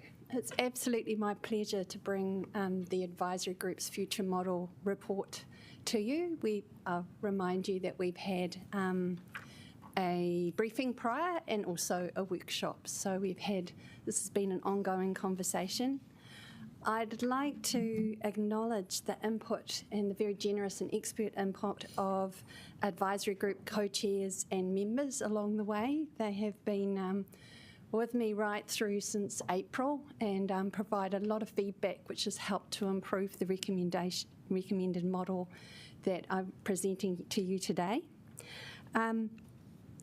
This work has been done in response to a resolution that restated the commitment of this council to integrating diverse community voices, including ethnic communities, into the decision-making process. There's been a thoughtful and thorough process with extensive engagement with the advisory groups and also with ethnic communities through a focus group. There's also been comprehensive research that you'll find in the attachment, which included literature review, looking at our population, at the national and international approaches, including Auckland. As we progressed the work, it became clear that rather than seeing it as a problem statement, we see it as an opportunity, and it's an opportunity to lift those diverse voices, community voices, integrate them into the strategic decision-making while supporting intersectionality and enabling more transparent and collective advice. We explored a range of options and looked at what the key shifts need to be to improve the model, and came down to 5 criteria, which were around clear, cohesive strategic advice, providing process that supports really good outcomes, enhancing positive trust-filled relationships, and this real strong focus on relationships, embedding and embracing te ao Māori and te tiriti o Raitangi, and creating safe spaces for confident and effective contribution. So the paper recommends option 2, which is a hybrid model which retains but sculpts the identity advisory groups, making it clear that it is focused on identity and technical advice should be sourced elsewhere, and lifts that to a joint panel which allows the intersectionality of voices to come together and a richness of bringing those diverse voices together without asking people necessarily to come to one position. We're not asking people to trade off identities, but bringing those voices together to provide better solutions and input. It also recommends, because the environmental reference group is not based on identity, that becomes a bi-monthly mayoral forum, and that happens earlier rather than in the proposal, which would be that we would move to a future model for the next triennium and link it to those strategic priorities for that triennium. With ERG, we would have the benefit of being able to move that model earlier to reduce the frustrations that all of the various groups have been experiencing in our current advisory group model. And as I said, the next steps, if the recommended model is adopted, would be that our current model would cease just before the election and that we would start with our new model in the new triennium. Thank you. I look forward to your questions. Kia ora, Sam. Thank you. First Pātai Councillor Winera. Thank you. I wonder, to what extent are we contriving to build something whose purpose could maybe be more elegantly fulfilled by citizens' assemblies and more devolved community assemblies? Kia ora. They provide different kinds of advice. A citizens' assembly pulls all those voices together, but our harder to hear, more minority voices are subsumed into one voice, and there's real value in bringing that together and providing that advice on specific projects. But what this particular model does is lift some of the individual voices so they are also heard. So the suggestion is that it is within the range of engagement models and that you would have both. Mayor Whānau. Just with this new model and it moving to mayoral forum, I just want to ensure it doesn't work any different to it does to before, and it won't add further work to my team. Kia ora. Yes, we will still connect it to the organisation because we need to be aware of what the strategic environmental priorities that are coming up, so we would provide that specialist technical connection. Councillor Matthews. Yes, and mine is a follow-up from Mayor Whānau's question. I just wanted to follow up the comments that Summer made, and so to hear that we can maybe incorporate some of those ideas, for example, including some other councillor roles in that forum, and we can do that by design. We don't need to amend the paper or anything in order to do that. It's within the design, absolutely. And also, just to note that the ongoing evaluation and reporting would be right through the triennium. Deputy Mayor Foon. And just to follow on from Mayor Whānau and Councillor Matthews, I guess just with ERG in a different system, and that it be more technical advice, will they be working ahead of feeding into papers before councillors get the final draft? Is that the intention of their mahi? I think it's really important that the timing, and that is something we haven't always been consistent about, is that we need to provide the opportunities for input early in the process. Absolutely. Great. Okay. Thank you. Councillor Pennant. Thank you for your very careful and thorough work on this and the way that you've engaged with communities. I appreciate that. So 2 questions. One I've raised with you about not having ELT members attend the meetings. First of all, I thought that was a problem. Then I was like, oh, well, look, really, it doesn't matter if they turn up. It's the sponsorship and the support. And will they advocate for particular communities around the table? Because, for example, in the disability space where I've worked with as well as Councillor Matthews, great work being done, but we've still got a way to go, and it does need some push. So I just wondered, how will that actually, it says in the paper that there'll be some support from ELT, but what does that actually look like in practice? Thank you. What it will look like is sort of in 2 stages. One is that the ELT will still connect with the advisory group members within the panel, and we will have breakouts, so they will still have experiences of connecting with the individual groups. But they'll also have the benefit of the conversation and that transparency of seeing the different needs. I think also this increased monitoring and evaluation and reporting, bringing that to ELT so that there's good oversight over the new model and its success. And we're taking a sort of iterative approach. We want to be able to move with this and flex as we try something new and tweak as we go. I think one of the challenges of our current model is that it hasn't provide that flexibility to adjust as we've seen that things have not been quite working. So I think it is important to have that oversight, and we're providing extra support and more available support to the individual groups, and make sure there's a connection to ELT, that they're aware of the various requests and priorities that are coming through those groups. So I think we'll need to mindfully build that into it so there is that connection to ELT. Yeah, because it's...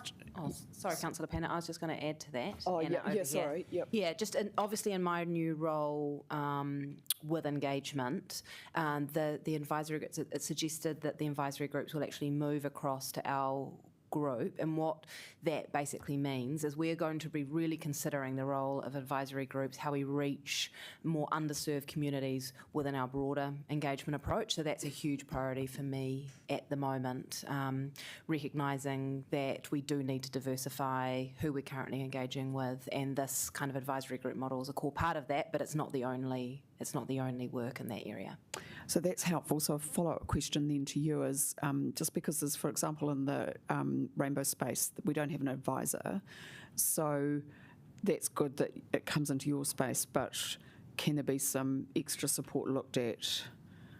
Yeah, within my group there will be a new engagement team, and within that there will be a community engagement team that is looking to establish more continuous relationships with core, I guess, stakeholders in different communities, as opposed to kind of at the moment where we have more of an on-off approach around particular kind of consultation for particular projects and policies. So yes, absolutely, the accessibility community, the rainbow community, Māori, like basically, if you look at our current stats at the moment, reaching those audiences that we're currently not as effective as at reaching than kind of other people who know how to participate more actively in our processes. Okay, and my last question. Look, I always think that government loves structural change, seems to think, it's a solution. I guess my interest is in what kind of change we can deliver. So we had a productive meeting last night, for example, at TRAC. We were looking at our action plan. There's a lot of feedback going on there. So the question is, do you think that this new structure will deliver more good things for the communities that are underserved? Absolutely. I think it will provide a more flexible, iterative process which also supports the connection of groups. I think the advisory group members themselves identified that their intersectionality is really important and also amplifies their voices.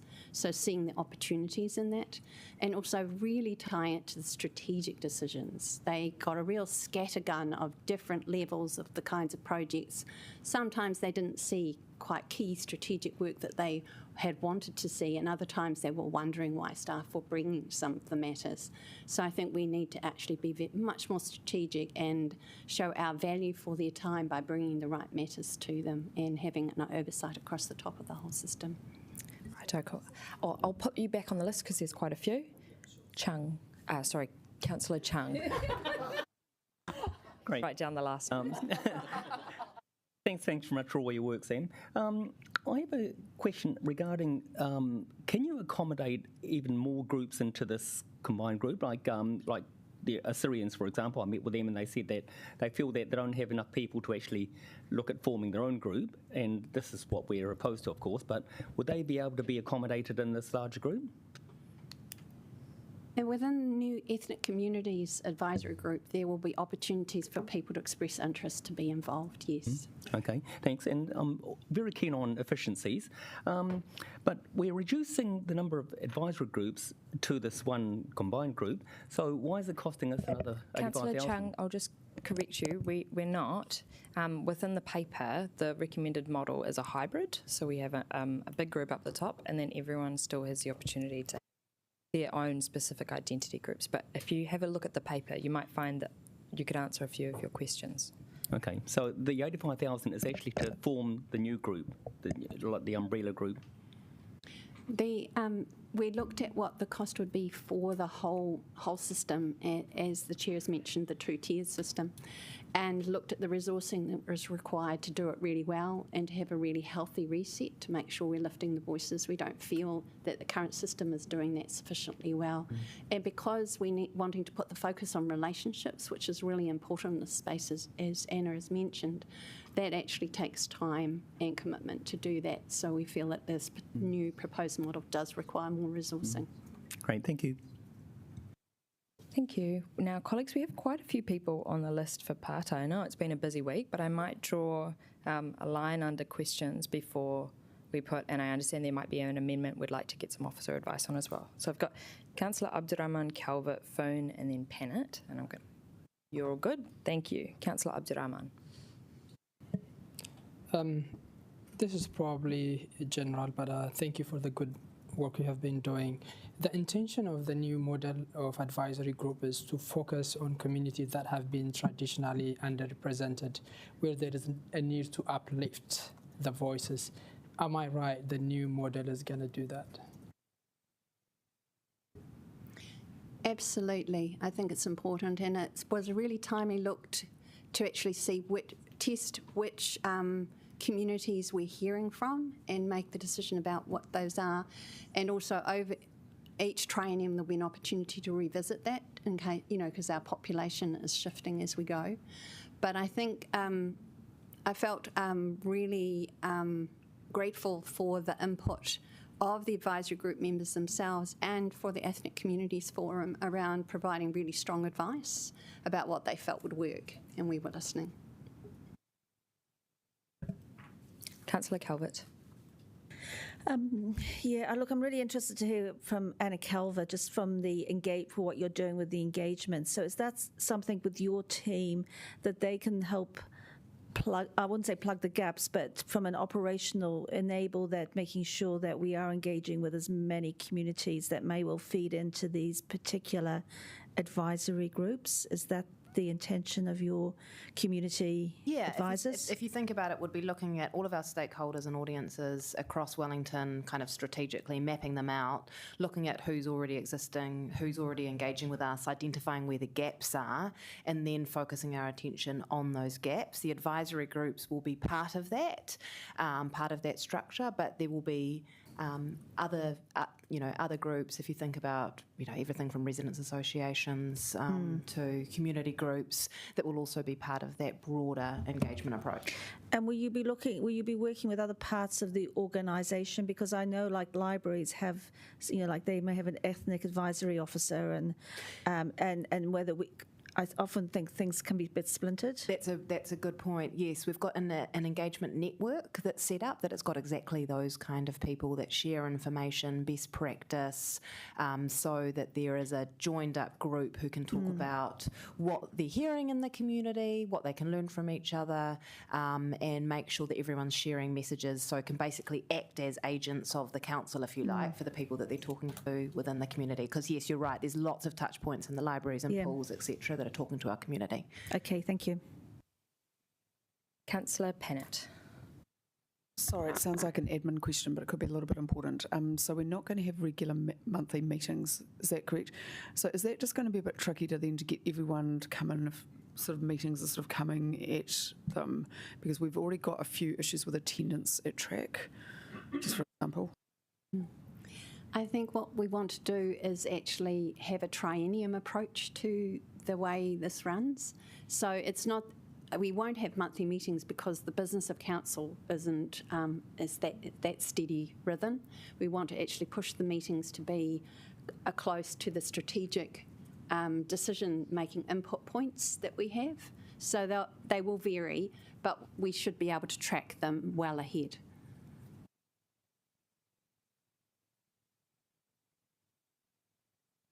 Sometimes, look, I've found just again with track that sometimes the work that we're doing is not aligned with the council work program. Sometimes it's just not relevant. Like, you might be doing something on biodiversity or whatever.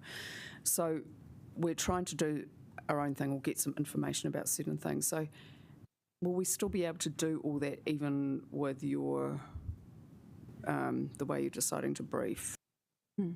I think the panel where the various groups bring their advice through to the panel space, that will be set out quite structured in relation to the very top 4 or 5 key decisions being made.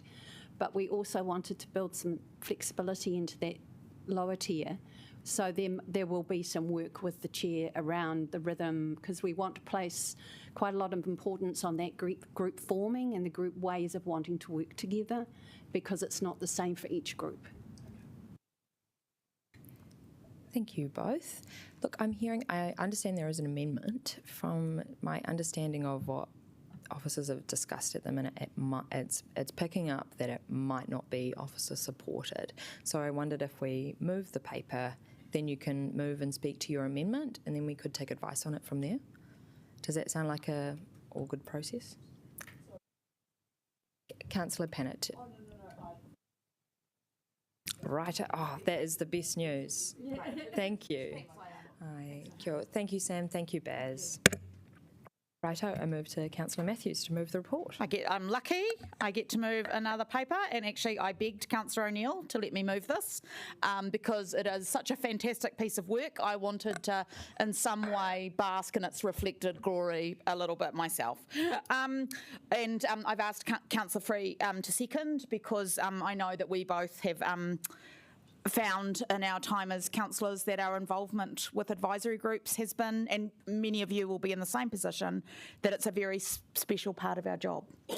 And I guess I want to acknowledge quickly our two departing members that were celebrated this week at the Accessibility Advisory Group, who have both acted as co-chairs over their time on the group, Erica Hallowell and Rachel Noble. So just a bit of a shout out to two long-standing members who have contributed so much and who have left. I want to acknowledge the work that has been done with our ethnic communities, and thank you, Councillor Abdurrahman, for your pushing this work and the very excellent engagement that has led in the importance of the establishment of this group. I feel like the recommended option really does a wonderful job of retaining the strengths of our existing model while giving us a really good opportunity to address the very real issues that exist within the groups. And that all of the groups over their life and the time that I have been on this council have had times where things feel really great and people feel like they're contributing, and they have all had times where the dynamics are not as good, and the individuals kind of struggle with thinking, am I making a contribution? And where the focus on relationships has not really been there. I just want to raise the point that Councillor Wineta made in questions about the Citizens' Assembly. And I think Citizens' Assemblies are something we should continue to use and to alongside. But I also think the panel structure gives us a really good opportunity to tie into that intersectionality and what happens when you get a bigger group together, and I think that's going to be a really effective change. So I really want to acknowledge the excellent work yet again of Sam Hutchison, that what I have noticed about the pieces of work that you have brought to us is they follow an excellent process, and it really leads to much better outcomes. So it has been a very, very good process, I think, for everybody to be part of, and I'm very optimistic that it will lead to better outcomes. And so just for those of you who are less familiar with the advisory groups, I want to commend this piece of work and this change to you. Councillor Pannett, you're right, structural change isn't everything. However, we can organise ourselves in a way to get the best out of these processes. And I guess I just want to end by thanking all of the people who serve in our advisory group. We are very, very grateful for your time, and this change is about maximising your influence on this council and this city. Thank you. Mā wai te whakahoinga e tautoko, Councillor Free. I'll reserve my right. You'll reserve your rights. Deputy Mayor Phone.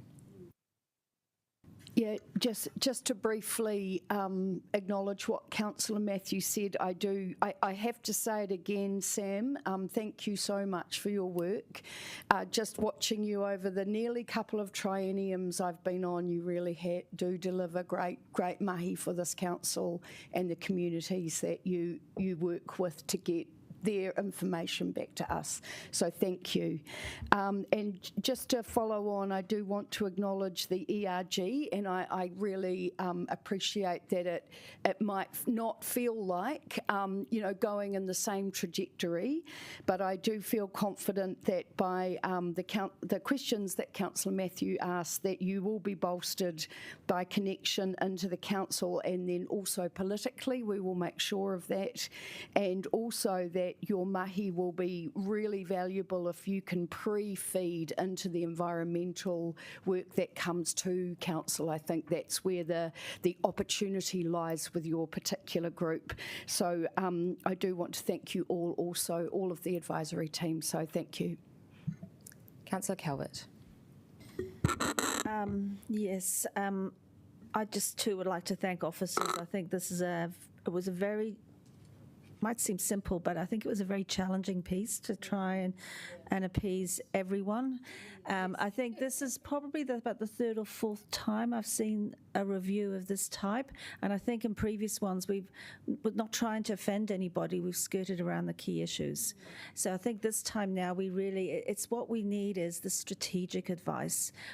As a council we should provide that day-to-day operations to help the engagement.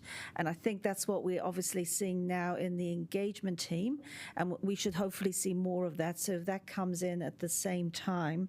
And I think that's probably where ERG was. I mean, when I never started with ERG, we didn't have the staff on board with all that technical experience, but we've grown that over the last few years. So I think again is we don't want to duplicate stuff, and what we really need is strategic advice from these groups, because that's where we're lacking, perhaps potentially around this table.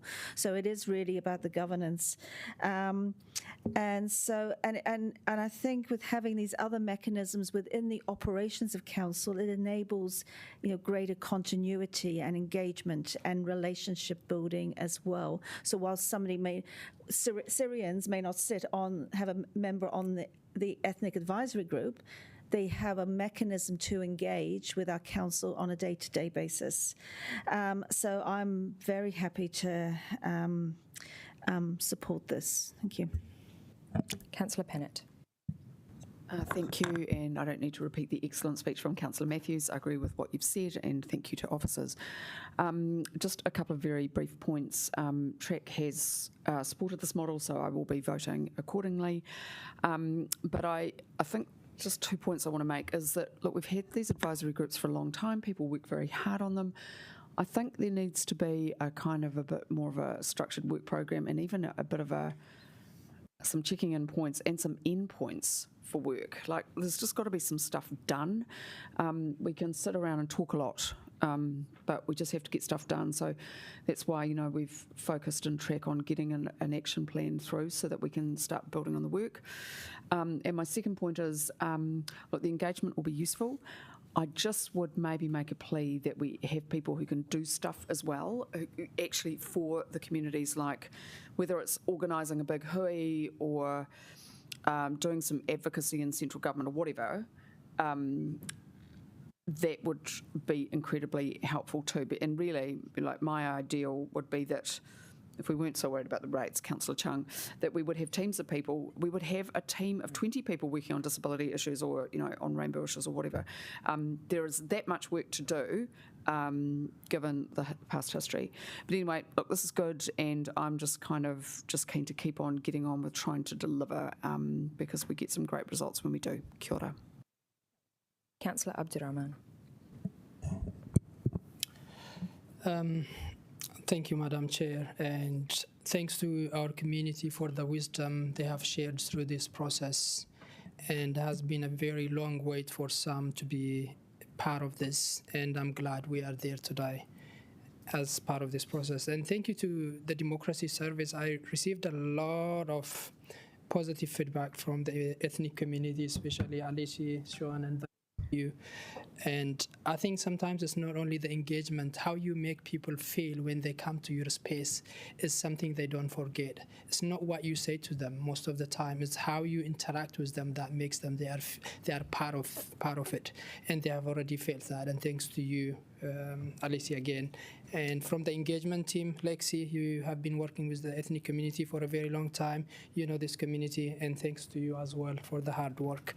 To you all councillors, and thanks for listening. And I think this is also only the beginning. It's a good step to bring the communities, diverse community voices to this table.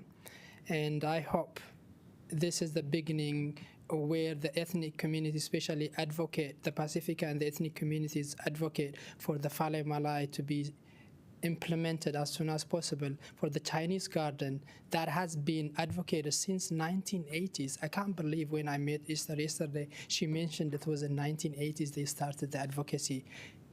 And most of, some of you wasn't even born at the time. And it is unbelievable. They are still advocating for it, and we don't know when that's going to be. I want to see those communities to advocate for those kind of things instead of unnecessary agendas that we put in front of them.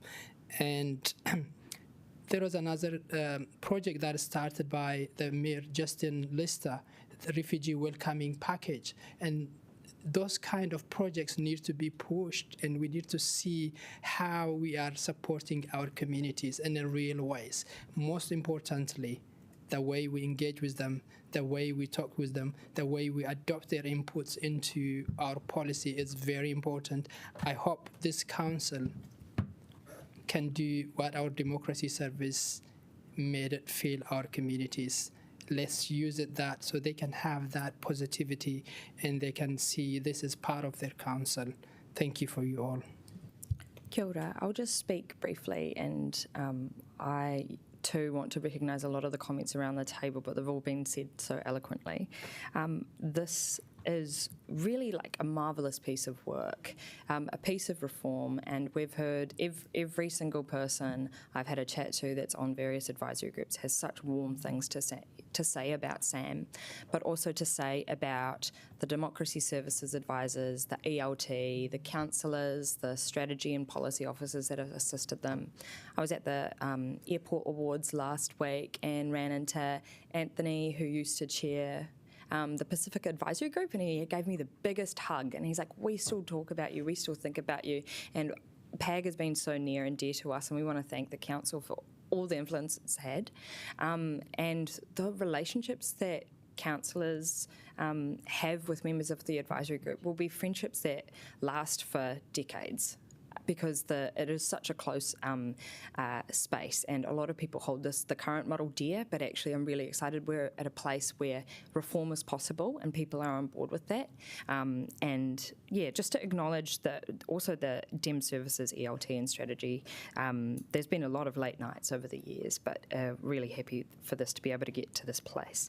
And lastly, just the final point is that this provides a really cool opportunity for intersectionality.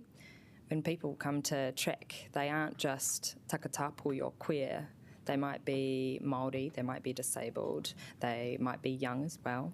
And I think it's about really acknowledging the whole person and the whole community as a part of an individual, not just having just one label assigned, and that's what this hybrid model seeks to do.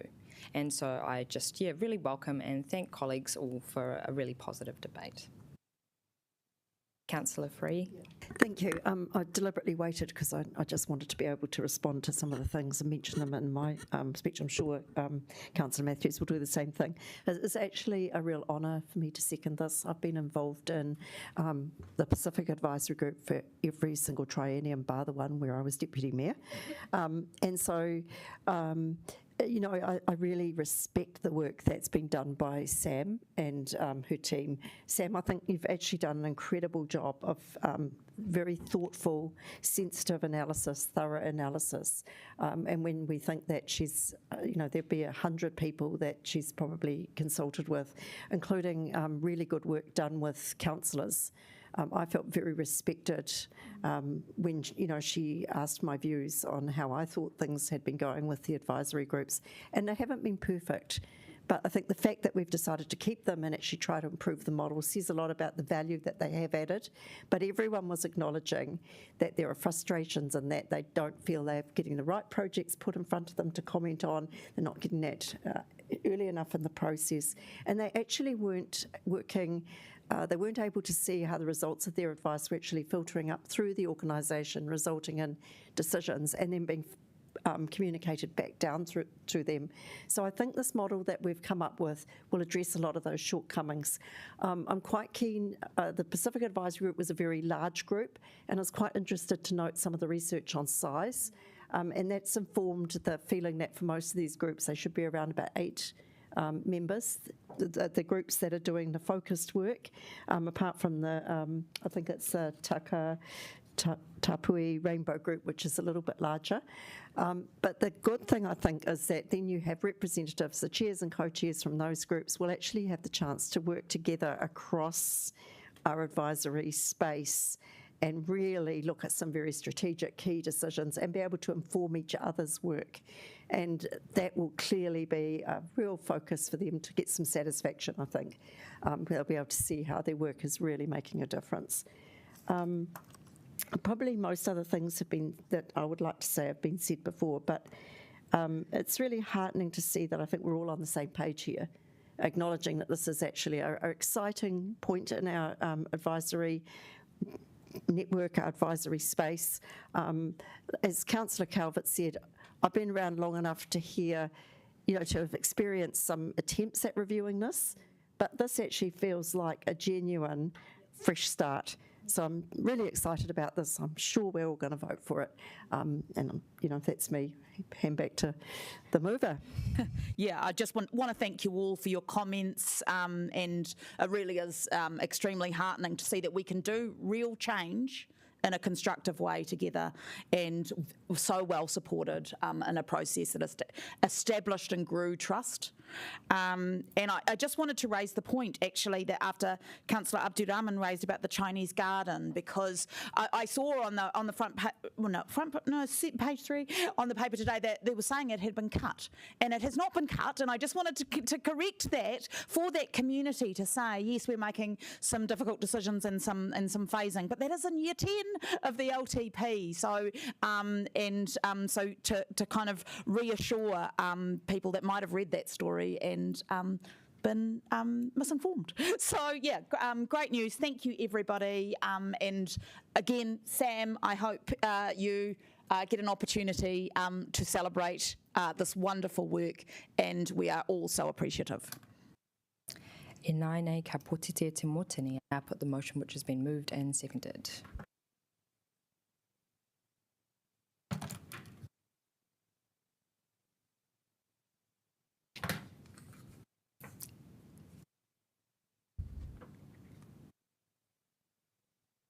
Mana, that has been carried. This is the day of unanimity. Let's. No mai Shane Harmon ki te Rosamond ana Calva ki te hore e te kōrero.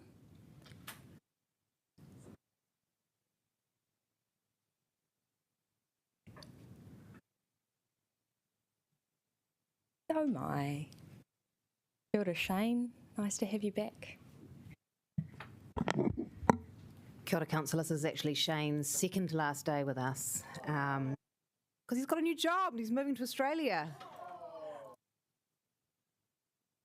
I will be a regular visitor, yes. bringing Vince back to Wellington, hopefully. Absolutely. So. Yes, I've also got David Perks, as well as Kerry Rasmussen here to answer any patai as well.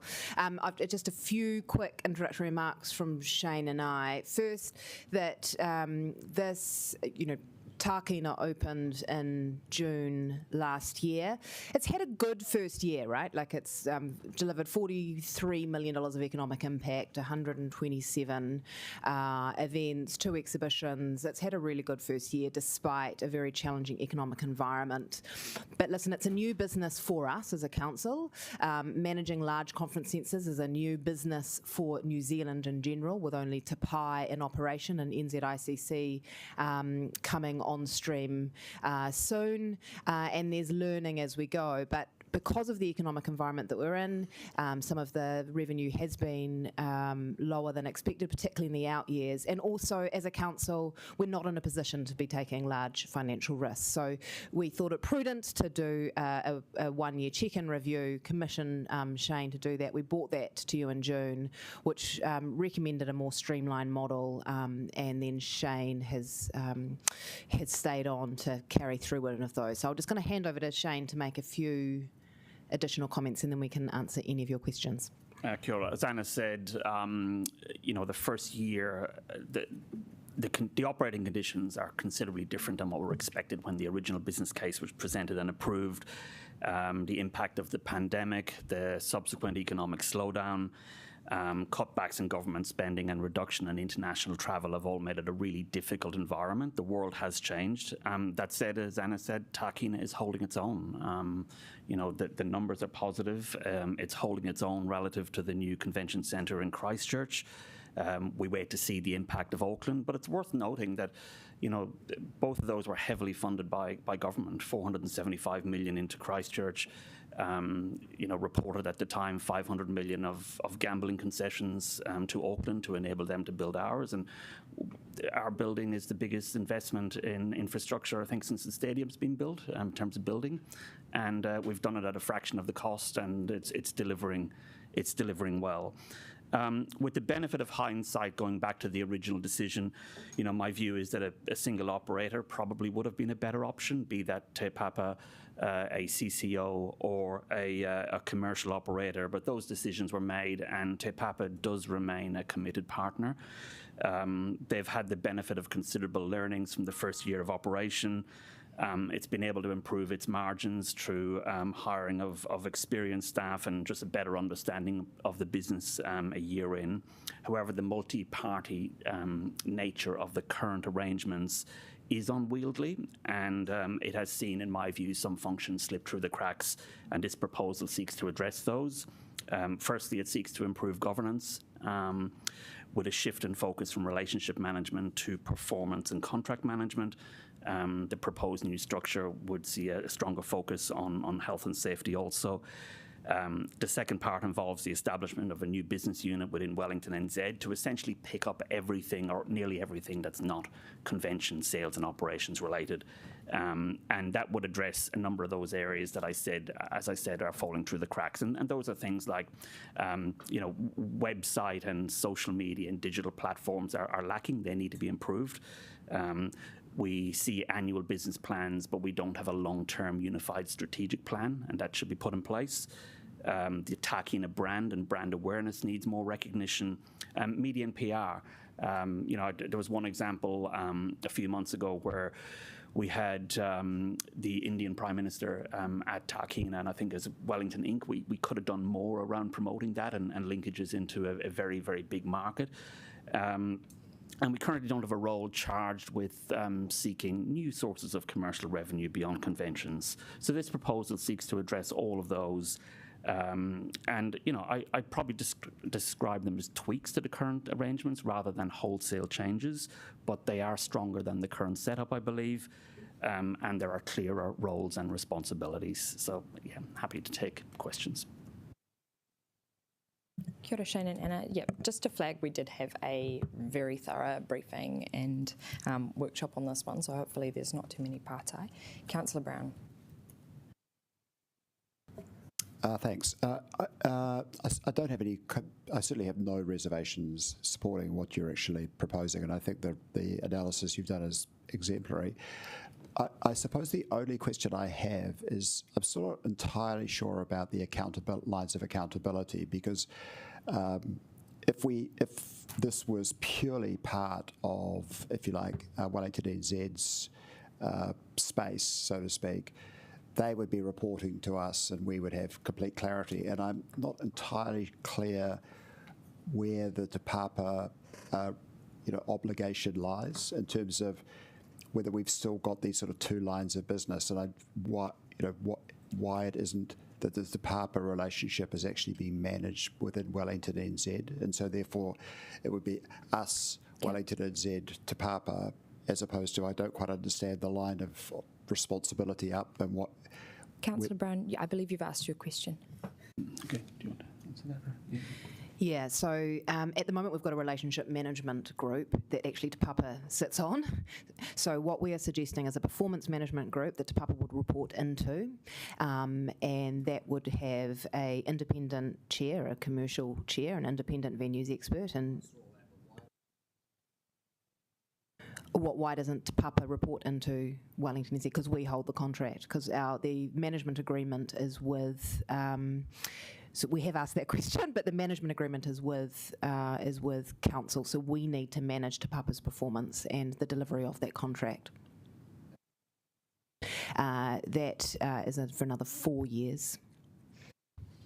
So it's a 5-year contract with Te Papa that we have, a 5-year management agreement. Yeah, there is a review at halfway through that contract, so that will be performed at the end of next year.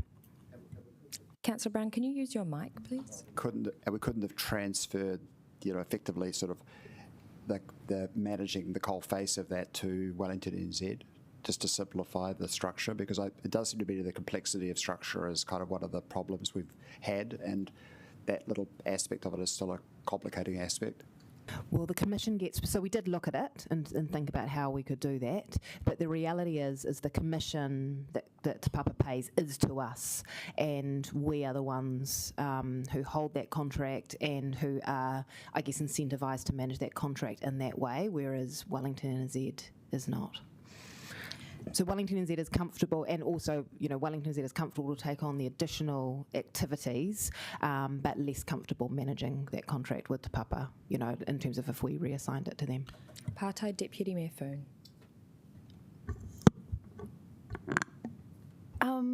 Yes, so just with Tākina, there was some, I call it settling in, but just kind of getting some oversight on all of the venues and relationships that we hold. Is that something that will be improved by having one owner or one reporting line better through Wellington NZ owning that, because they've got the relationship across the other venues as well? Yeah, there are definitely some efficiencies in terms of them already being our civic venue operator and also with Tākina. What I would note,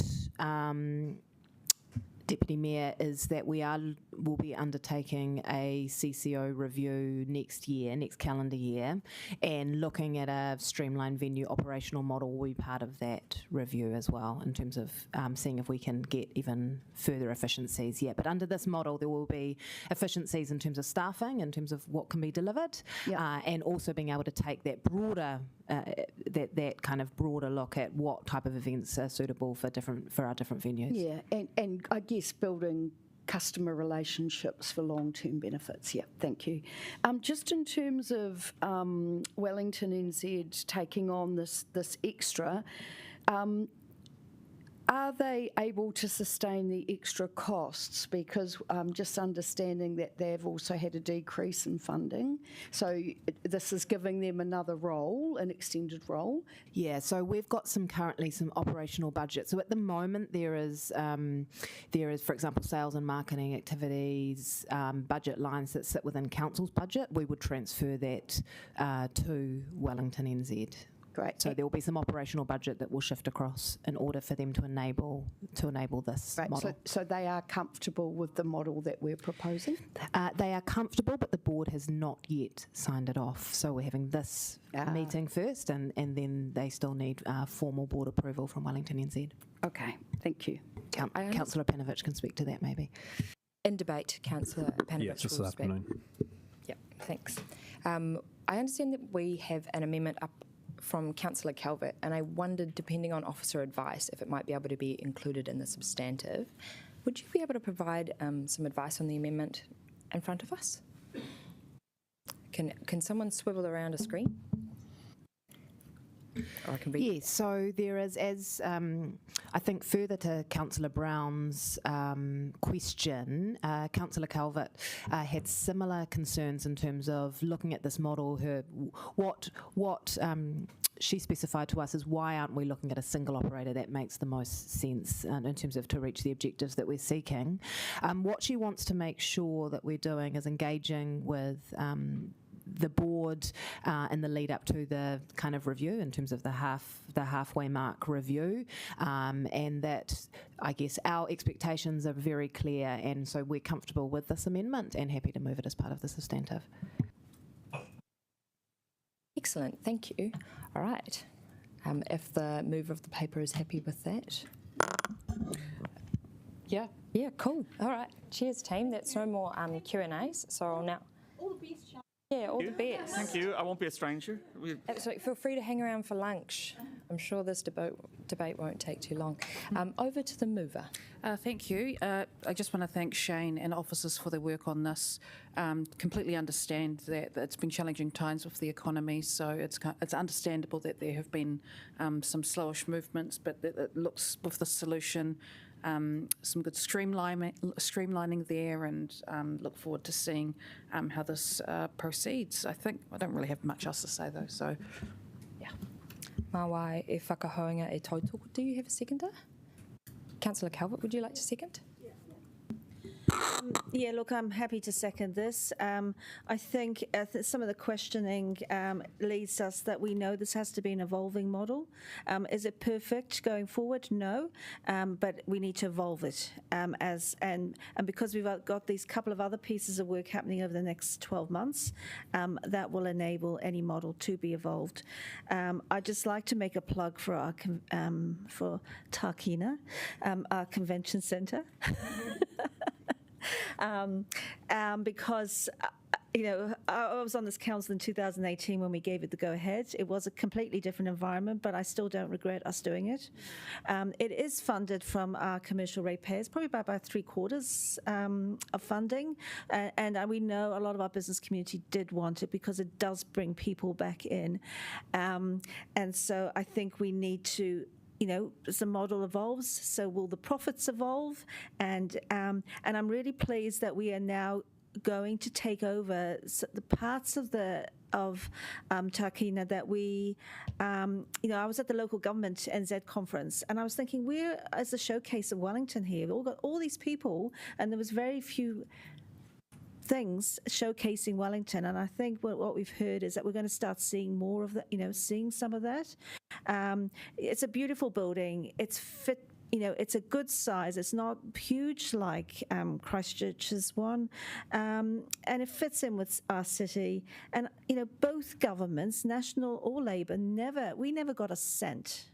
We were promised 25 million, and that was pittance in comparison to what Auckland have got and what Christchurch have got, and even what other centres have got. We haven't had a cent from any government. So I think we should feel really proud that we've done this ourselves. Yes, we haven't got it quite right in terms of the operating model, but we will be evolving it. And I think it's something that, was built on time. We should be really proud of it, and we should support it going forward. Thank you. Kia ora. Conscious debate is between us and lunch. Is there any further debate? Councillor Brown.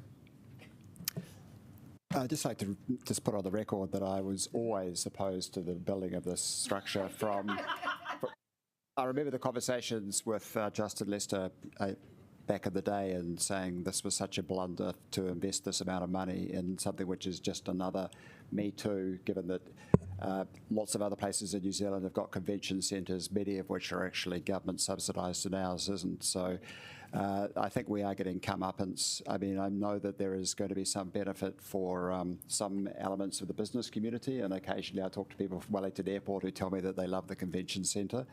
But I'd also like to note that my hairdresser hates it because she is paying a business rate towards it and feels, I'm sure quite reasonably, that she gets absolutely no benefit at all out of this. So I'm glad that that our officers are, as you can see, I need to go there more often. So that, so I'm very, very glad that we are working to improve the performance. But I think this is going to be a millstone around the ratepayer's neck for the long haul. All right. Okay. I will go Councillor Free and then Councillor Randall.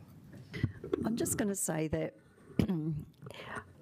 I actually think as a capital city, we did need a convention centre, and we were really, really lucky to be able to get that land opposite Te Papa in a part of the city that we want to rejuvenate, close to the waterfront, and have the businesses actually really supporting it on the whole. Look, I can accept that not everybody agrees with everything. And it's high time we actually started talking up our city as a collective, not down. This is actually a pretty amazing building. We were at the time looking at what we could do to stimulate business for Wellington. It is a good fit to have something across the road from Te Papa, our National Museum. It is a good fit to have something that where the government ministers can come and speak, even if, sadly, the government ministers that came to speak at the local government conference weren't exactly positive, and that's something they should reflect on too, because they're housed by our city. But it's high time we actually started celebrating some of the successes this council and the people of Wellington have managed to achieve. And just as the ASB Centre took a while to take off, and yet now is an integral part of what we can offer, an indoor sports stadium. It was slow for a while. It was actually on our risk register for a while because it wasn't bringing in the revenue that it needed to, but I think now we wouldn't be without it. It's the same with this convention centre. We may have been in a position where we couldn't have built this at another time, in another place, and it is now there for our city. Kia ora, Councillor Randall. I just want to speak in support of both the convention centre, but also in support of Councillor Brown's comments. Yes, the city has been, we should stop dragging the city down, I agree. But I'm afraid that it is projects just like Tākina that have dragged the city into where it is now, where we are just struggling to deal with everything. Along with the town hall, people said, we're a capital city, we've got to have a great this, library, zoo. Look, we have Zealandia, and I commend Zealandia for being a drag on the city and now turning around into something iconic. It does happen, but I'm afraid that the track record of the council is that for every Zealandia there is 2 or 3 additional things like the ASB Sports Rec Centre, which also chews through the odd 10 million a year in extra subsidies. And I'd love to celebrate success, but I'm afraid Tākina, for me, at least from a financial point of view and from a rate point of view, is not a success. So we really need to, get it right. And I also thank the officers for trying really hard to turn what is still a big loss maker into something that we can at least be less of a drain on the ratepayer. Righto, I'll just add a few quick comments before we go to the Mayor for right of reply. I just turned to James because I was like, what is the ASB Centre? It turns out it's Akutangi, which I was like, oh, yeah, I'm there heaps. Okay, cool. Yeah, I just wanted to refute some of the discussion that's come around Tākina, and it was actually a John Key government that promised Wellington that they would support this convention centre. Obviously, leadership comes and goes, but it's not only just a fantastic partnership with our city. Councillor Free and Councillor Kava are just right. Wellington can be proud of this, and we have done it all by ourselves in terms of finances, and I think that is a really good achievement. It is also an example of a fantastic partnership with our local mana whenua partners. It is world-renowned. There is a great impression that is made on people, and it's a really special place. I remember when Kura sat at our table and he talked about the Four Winds and how it got its name. It's truly an iconic building. And lastly, just to refute that Zealandia or the zoo or the library was ever a drag. Maybe a drag party would be more accurate, because there's just like stuff going on all the time. It's so exciting. It's electric. Not everything will be someone's cup of tea, but there are some fantastic facilities in Wellington, and the way we lift our city up is not through pessimism but through support of those things. So I will just hand over to the Mayor for right of reply. Couldn't have said it better than you myself. So I'll just talk a couple of things. Exactly, wonderful partnership with mana whenua, something to be deeply proud of. I've had the honour of speaking at Tākina many, many times. It is the best centre I've ever spoken in. The facility that it is world class, and it is a huge success story and something to be proud of. And when the economy starts to recover again, so will Tākina. So thank you for many of the comments. E nainea ki potiti te motini. I now put the motion which has been moved and seconded.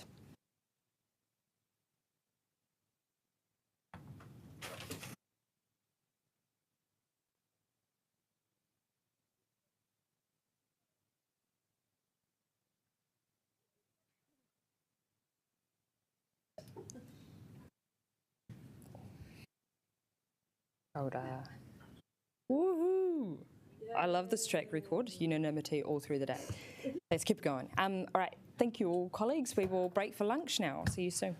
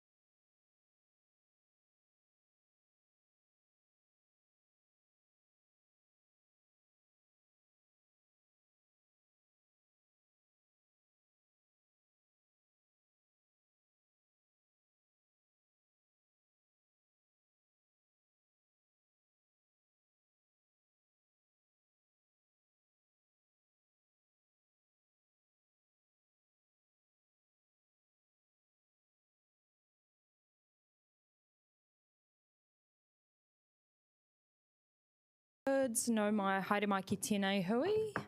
Thanks everybody. Righto, we are up to the second to last paper today.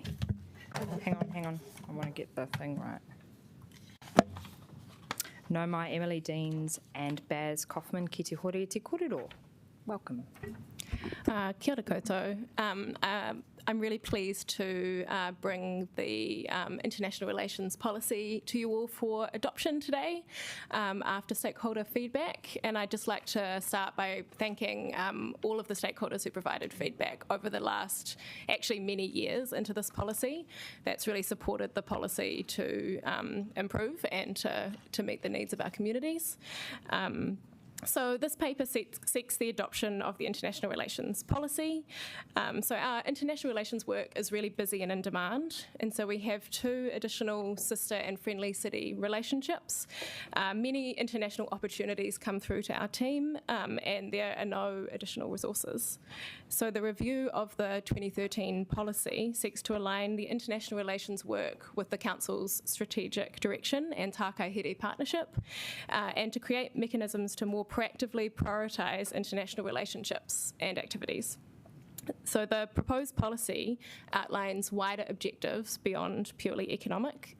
So this is responding to stakeholder feedback and also aligning with the benefits we're already seeing from our international relations work, and also to reflect best practices globally. So the majority of the policy, as you would have seen, outlines operational guidance for how the Council operates internationally to ensure mutual benefits for us and our partners. And the policy introduces a new process for elected members to agree international relations priorities for each triennium. So we came and talked to you in early October with a briefing, and following that briefing, we've emailed over 200 stakeholders seeking feedback on the draft policy. So we received submissions from 37 stakeholders, and the feedback was generally positive. Most submitters offered support of widening the objectives, including the Tākaihere partnership and the 3-year prioritisation process. Officers have made minor changes to the proposed policy to respond to specific stakeholder feedback, including adding an introduction and a monitoring, evaluation and reporting section. Many submitters suggested specific countries, topic areas or cities that the Council should prioritise. So these suggestions are outlined in the engagement report and will inform the prioritisation process following the election next year. So please note the policy will be designed after adoption, so the photo is just a placeholder at this point. Yeah, happy to take any partai. Kia ora, thank you. Councillor Covert. So all the red, are those something that the officers support? Yeah, we are comfortable with the addition that Councillor Pennant has proposed. Okay, thank you. Colleagues, any further partai? When I looked at it before, Baz, I just thought number 1, I didn't. Sorry, could you use your microphone, Councillor Young? So 3.2, I thought that had been taken out, that part of the amendment. No, so there was an original amendment that Councillor Pennant discussed with us a couple of days ago. After those discussions, it was modified to what's in front of you today, and we are comfortable with that.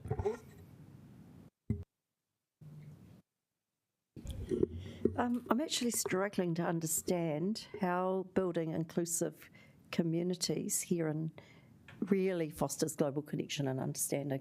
Like, it seems to me that it's kind of thrown in there, but not necessarily that well connected to the goal. Questions related to the intent and meaning behind the words in writing can be asked or discussed in debate. Yeah, okay. Maybe I better ask the staff, since they don't have a problem with it. Can you explain what your understanding is of how this actually connects with fostering the global connection and understanding? So I guess we see that as inclusivity in Wellington. So how we connect internationally supports Wellingtonians feeling connected to our city. I wonder if there's a better way then with the words. Maybe the person who's proposed that might consider that. Yeah, and just to note as well, because Councillor Pennant hasn't yet moved the paper, we can hear their perspective. And I was just putting in the words from our strategic document, but if people want to change it a little bit, that's all good. What do you want to do? Yeah, should we take an adjournment? We could take an adjournment if people have constructive suggestions, but otherwise we could wait for Councillor Pennant to move the paper. You can hear the rationale behind it and then figure out whether or not you still have a problem with it. And before someone seconds it, we could also make changes after. Does that sound okay? So then you get to hear the rationale behind and how Councillor Pennant's come up with the words. Okay. You want an adjournment now? We feel about that. Yeah, let's just take an adjournment. We'll be back in 5.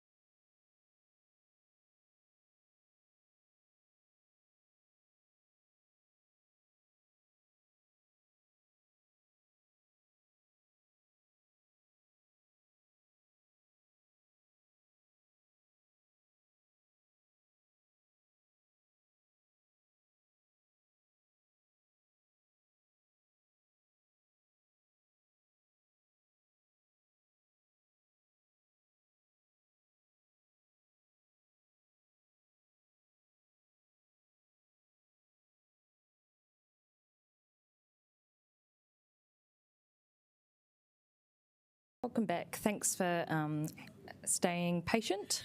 So what we have figured out is that there seems to be a bit of contention around the red amended writing. So what's going to happen instead now is the Mayor is going to move the unamended substantive, and then during debate, Councillor Pannett is going to move the amendment that she would like, and then we can have the debate on those words there. Cool. Righto, mā wai te motini I whakakoutou. Is there a mover? I understand Mayor Whānau. Very happy to move this. And I really want to thank the International Relations team for the work that they've done. I know you're a small but mighty team that has quite a huge responsibility. Our international relations strategy is incredibly important and necessary to help our city thrive and to join up with our international counterparts as well. And a lot of good work has happened over the last few years, and we've built some great relationships with various mayors. I've been lucky to go on a trip myself. So it's great to see it updated. I fully support it, and everyone please support this paper. He takai hei taupatupatu. Is there any debate? Councillor Pannett. Oh, seconder? Councillor Young. Would you like to speak now, Councillor Young? All right. Councillor. Cool, yeah, dream teams today. Lots of unlikely pairings. I love it. Councillor Pannett, would you like to move your amendment? Colleagues, we had distress over cycleways a couple of days ago. What distressed me over the... yeah, I know. It's all right, it's all right. We'll get the money back, Deputy Mayor. So Civicus, which is an international human rights organisation, released a report saying that 72% of the world's population live under authoritarian rule. Democracy is in decline. These are, if it is accurate, staggering figures. Those of us who believed in democracy thought it would always be there, but clearly in many parts of the world it is under challenge. So I support the intent of much of this paper. I do think that by talking with people, learning from people is a wonderful experience, and this whole idea of citizen diplomacy is a very valid concept. And I genuinely think that we will bring peace to the world by being able to talk and listen with each other, so that is good. But I do have, and I have had long-term concerns about this. I've raised it many times. I voted against a policy which limited our international relations policy just to the economic factor some years ago. I've been, raising concerns ever since. So I really wanted to put something in about how we recognise the UN Declaration on Human Rights, Universal Human Rights, 1948. And legally there is no problem, but MFAT raised concerns. So what I have done is brought some amendments which are much watered down, which, as you know me, colleagues, this isn't really me. I would have done something more direct. In saying that, I didn't want a really divisive debate pointing out particular nations who are particularly problematic too. And as one of our colleagues pointed out to me, just remember Aotearoa has some work to do too. We don't always do things very well. So what I have just done here is tried to marry not just the vision that we've got, that we developed, but the community outcomes and the strategic approaches. So I used our framework. So at 3.1 and 3.3, I have used our language to talk about inclusive communities based on the 4 well-beings. Councillor Calvert told me the National Government will take them out. I just responded, well, the Labor Government will put them back in. We generally just tend to work on the 4 well-beings, whoever's in power. And then for me, this is 3.2 is a really important one. It is about saying, look, MFAT has said we may have a role in advocating for foreign policy, and I've just given some examples. Trade, no problem if it's ethical. and upholding universal human rights, which are under attack. And then 3.3, just about trying to marry not just the strategic vision, but the outcomes and the strategic approaches. I intend to do more work around this, but for now, I think that this is the best that can be done, and I look forward to debate. I will tautoko second this motion, but not speak. Is there any further debate? Councillor Calvert. All right. Okay, we've got at least two councillors that would like questions. Tony, do you want to ask your question?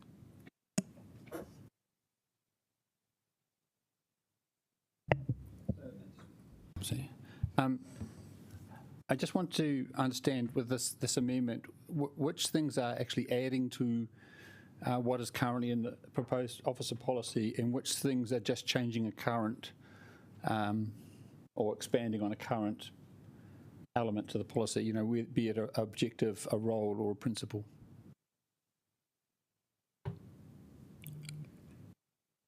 From a basis, anything in red is a change to the policy.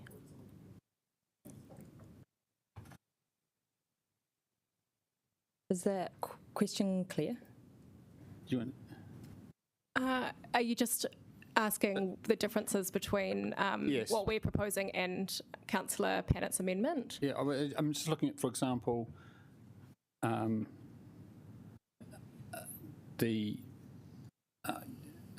no, actually, no, you've clarified it. I've worked it out. Sorry. Yeah. Any further partai? No. Fantastic. We will return to debate. Oh, Councillor Chung. Sorry, is this a question to ask the council officers or? Ask it. Okay. Regarding 3.1, I think that we should only put in things that are okay. Okay. Do you think in 3.1 that these items that have been put down there, social, cultural, environmental, economic, I can understand. I'm not sure I understand all the rest of them. But do you think that we can actually push these or require this as a requisite when you're looking at the policy? I know in the paper the policy talks about expanding from just an economic focus to a greater social, cultural. So those are actually things that are already built into the policy. Mm. Yeah, I just wonder about if we put them in there, how do we actually enforce it? Yeah, or do it. Yeah. I can try to answer that. Just basically that we are already seeing lots of different outcomes from our international relations work.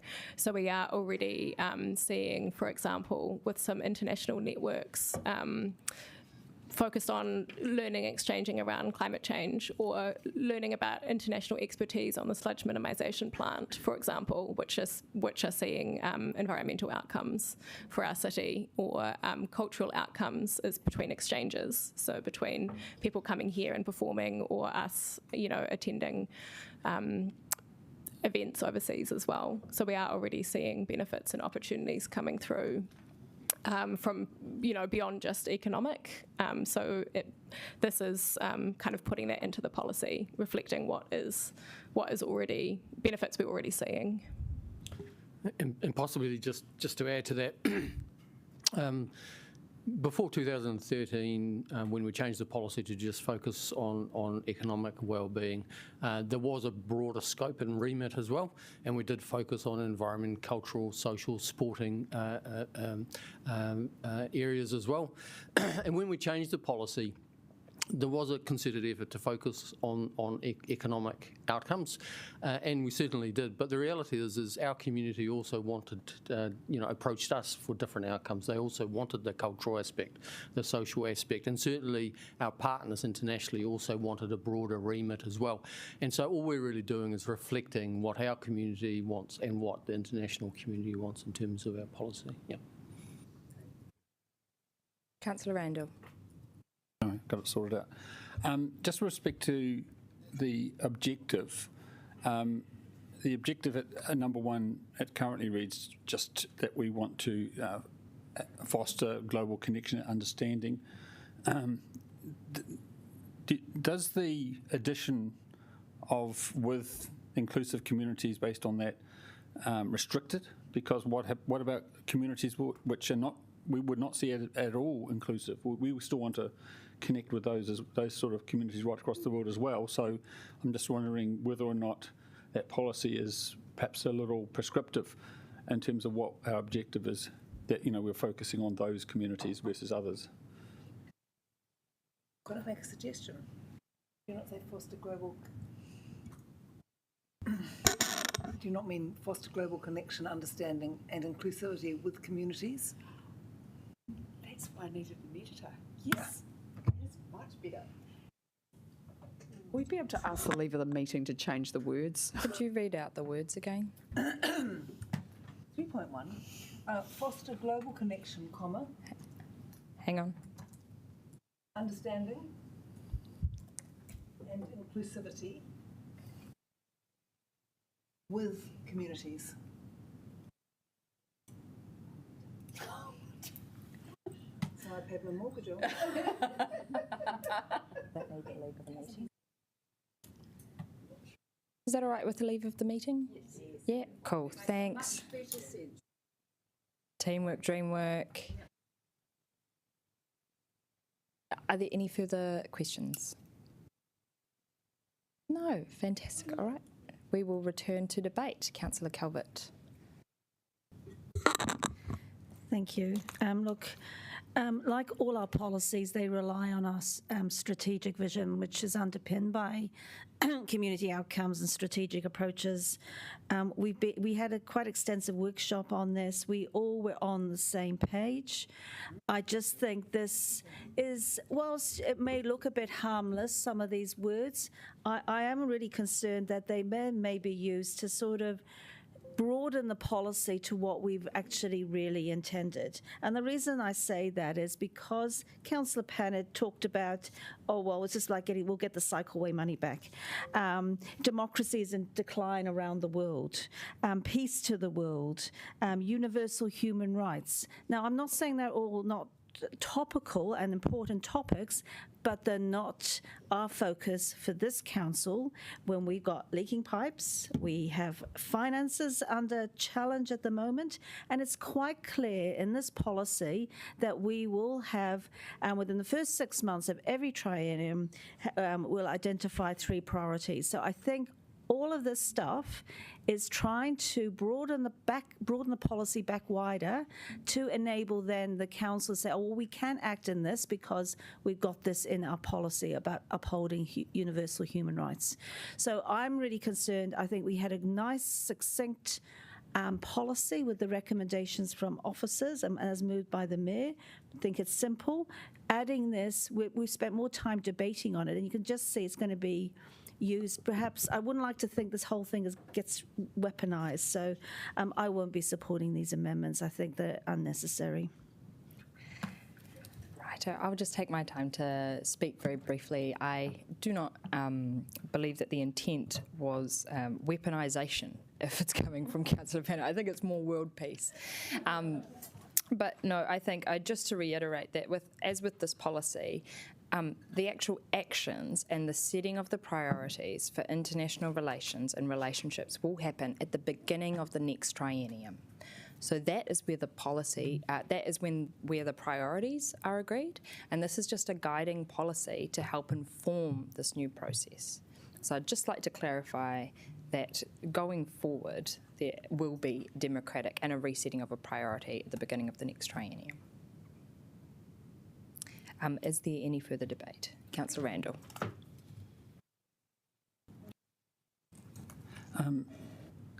First of all, I'd like to thank the officers for what I think is a really good piece of work. It's right up there with the facilities management plan in distilling, having a very good engagement, the fact that you've got so much feedback from the stakeholders. I've read through the list of stakeholders. You know, it is, as hard work working with the public, it must have been even harder work working through the diplomatic circles with embassies and such like. So thanks for all that work.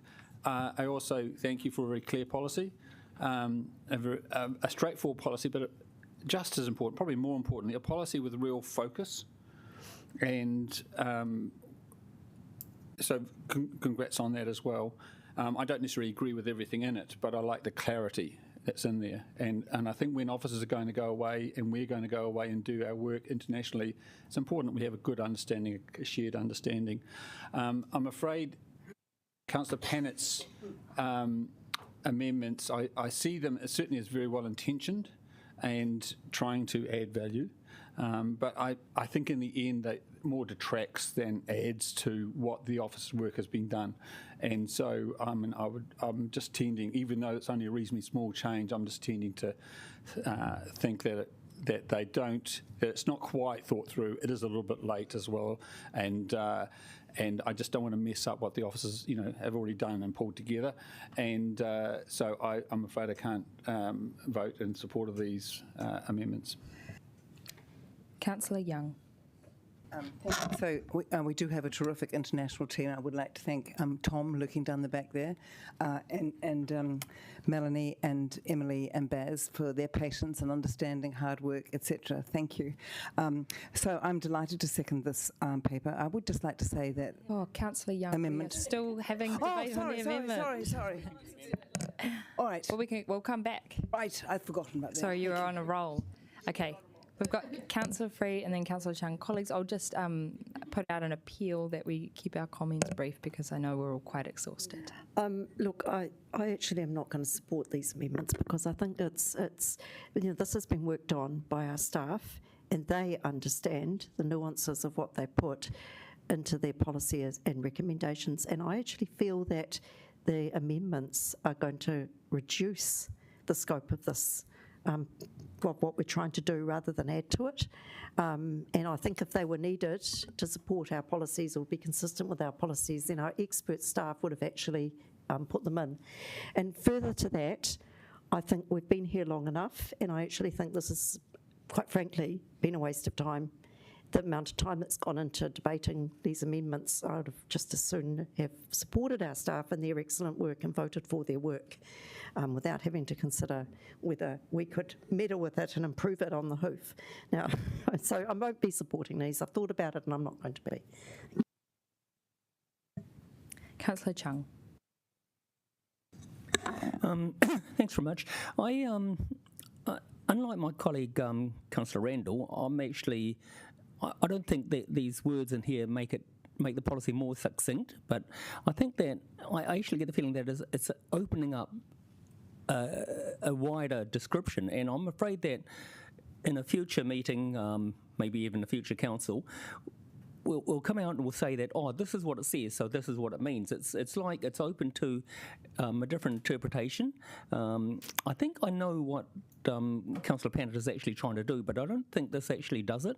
And I think that we talk about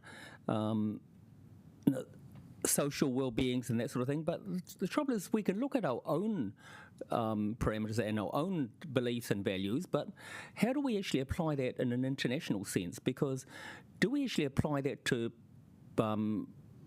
potential sister cities that we're looking at? So what are their values? So then do we compare their values against our values? And so I think that it actually makes it a little bit more vague.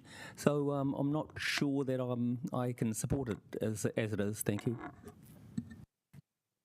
Councillor Panett, right of reply. Thank you, colleagues, for your feedback. I'd just like to go back quickly over the process because we were not all on the same page because I was not there at that workshop. I was on council business, which was unfortunate timing, but long-serving staff will certainly know of my concerns. So that there is nothing new, and I've told you them enough times, bored you with them. Councillor Calvert, certainly, and thank you, Councillor O'Neill, certainly no intention of weaponising. As you know, I think we should be getting rid of weapons and we should be using peaceful means. So I think that criticism, it was done on the hoof, Councillor Free, waste of time is unfair. Look, this is not the way I would have written it. It's just I'm trying to work within a framework that was set and to marry these things together. I would have written it quite differently. And, look, this is what we've got. I obviously acknowledge the expertise of the staff, but there are broader considerations, and there are many experts in this town who have an interest in human rights and all the rest of it. The focus of our council actually, yes, core infrastructure, but it is about building for inclusivity and diversity. And I don't see why we shouldn't be able to bring that wherever we end up in the world.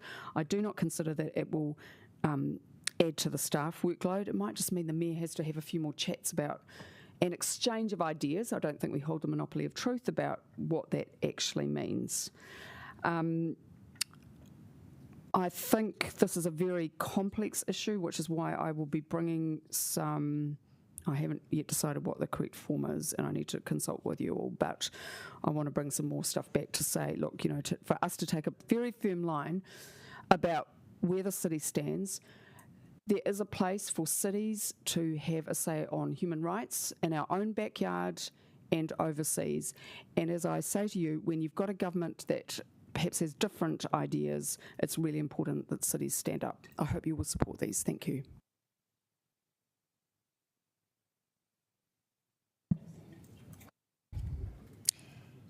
I'm assuming we will take each separately. Would you suggest 3 and 3.1 or just, yeah. Right, voting on 3 and 3.1. He taka he tau patu patu. Sorry, yep, just have a division without being divisive. Yes. Thank you. And never change, Iona. No, and share that if any of these fail pass, they'll go back to the substantive. So this is not the substantive. Yep, this is an amendment.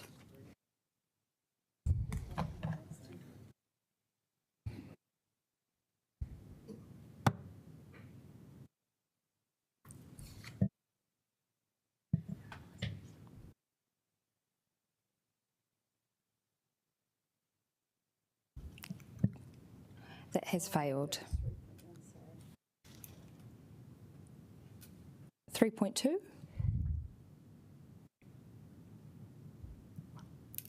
Inaine ka putitia timotini, and I put the motion.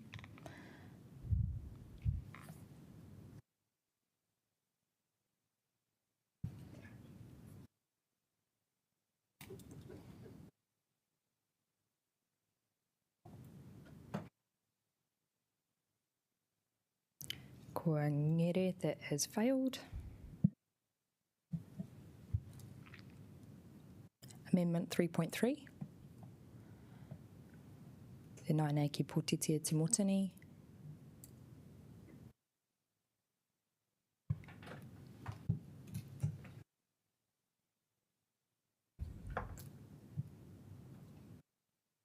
Councillor Rogers.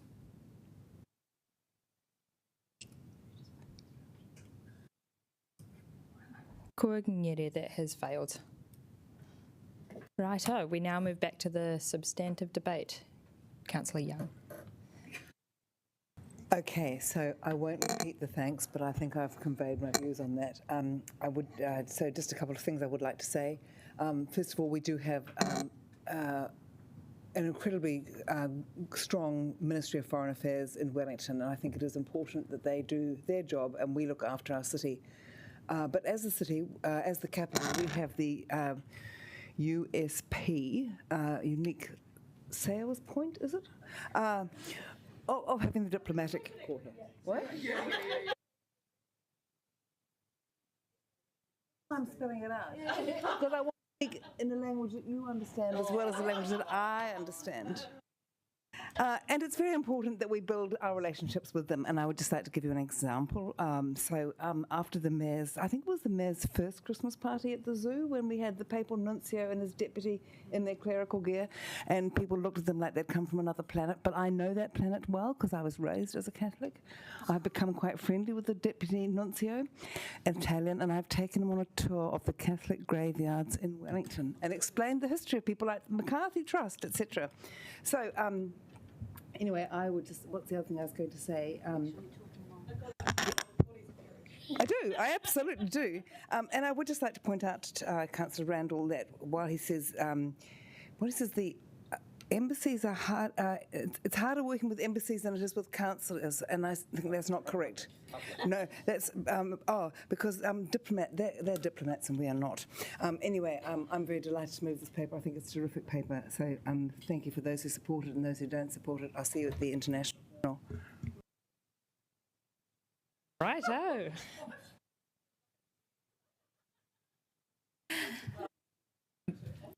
Mayor Whānau, would you like a right of reply? Yeah, just to thank Councillor Pennant for her amendments, and while they did not pass this time, I promise I will live those values with my work in international relations and any travel, because I totally see what you're trying to do there. And thank you to Councillor Young for seconding the paper and for the work that you've put into managing our international relationships and our diplomats. They really are a lovely bunch, and but there's a lot of them, so it's great that Councillor, you've stepped in and taken some of that load. But yeah, everyone support this paper. Thank you. Tenaine, ka potetia Timotini. We take a division. Yes. Are we able to vote on all 4 resolutions? Excellent. We will put the whole paper.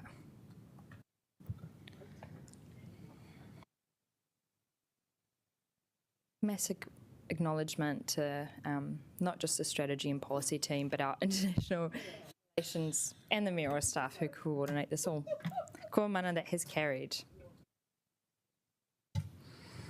No mai James Roberts ki te hore te korero.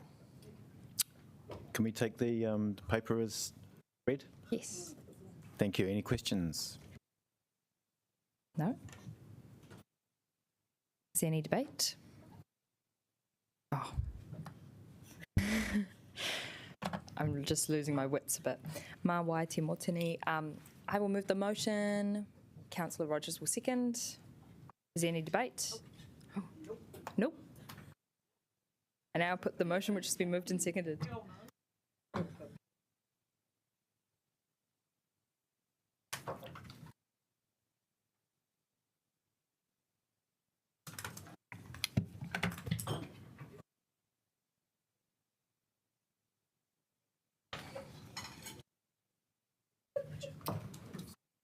Ko mana, I tēnā ko mutu te hui. I declare the meeting closed. Please join me in the karakia. E nuhia, e nuhia. Kia wātea, te wairo, e te ara takati. Kia rā, e rā, ka iria a kia wātea, kia wātea. Thank you, Madam Chair.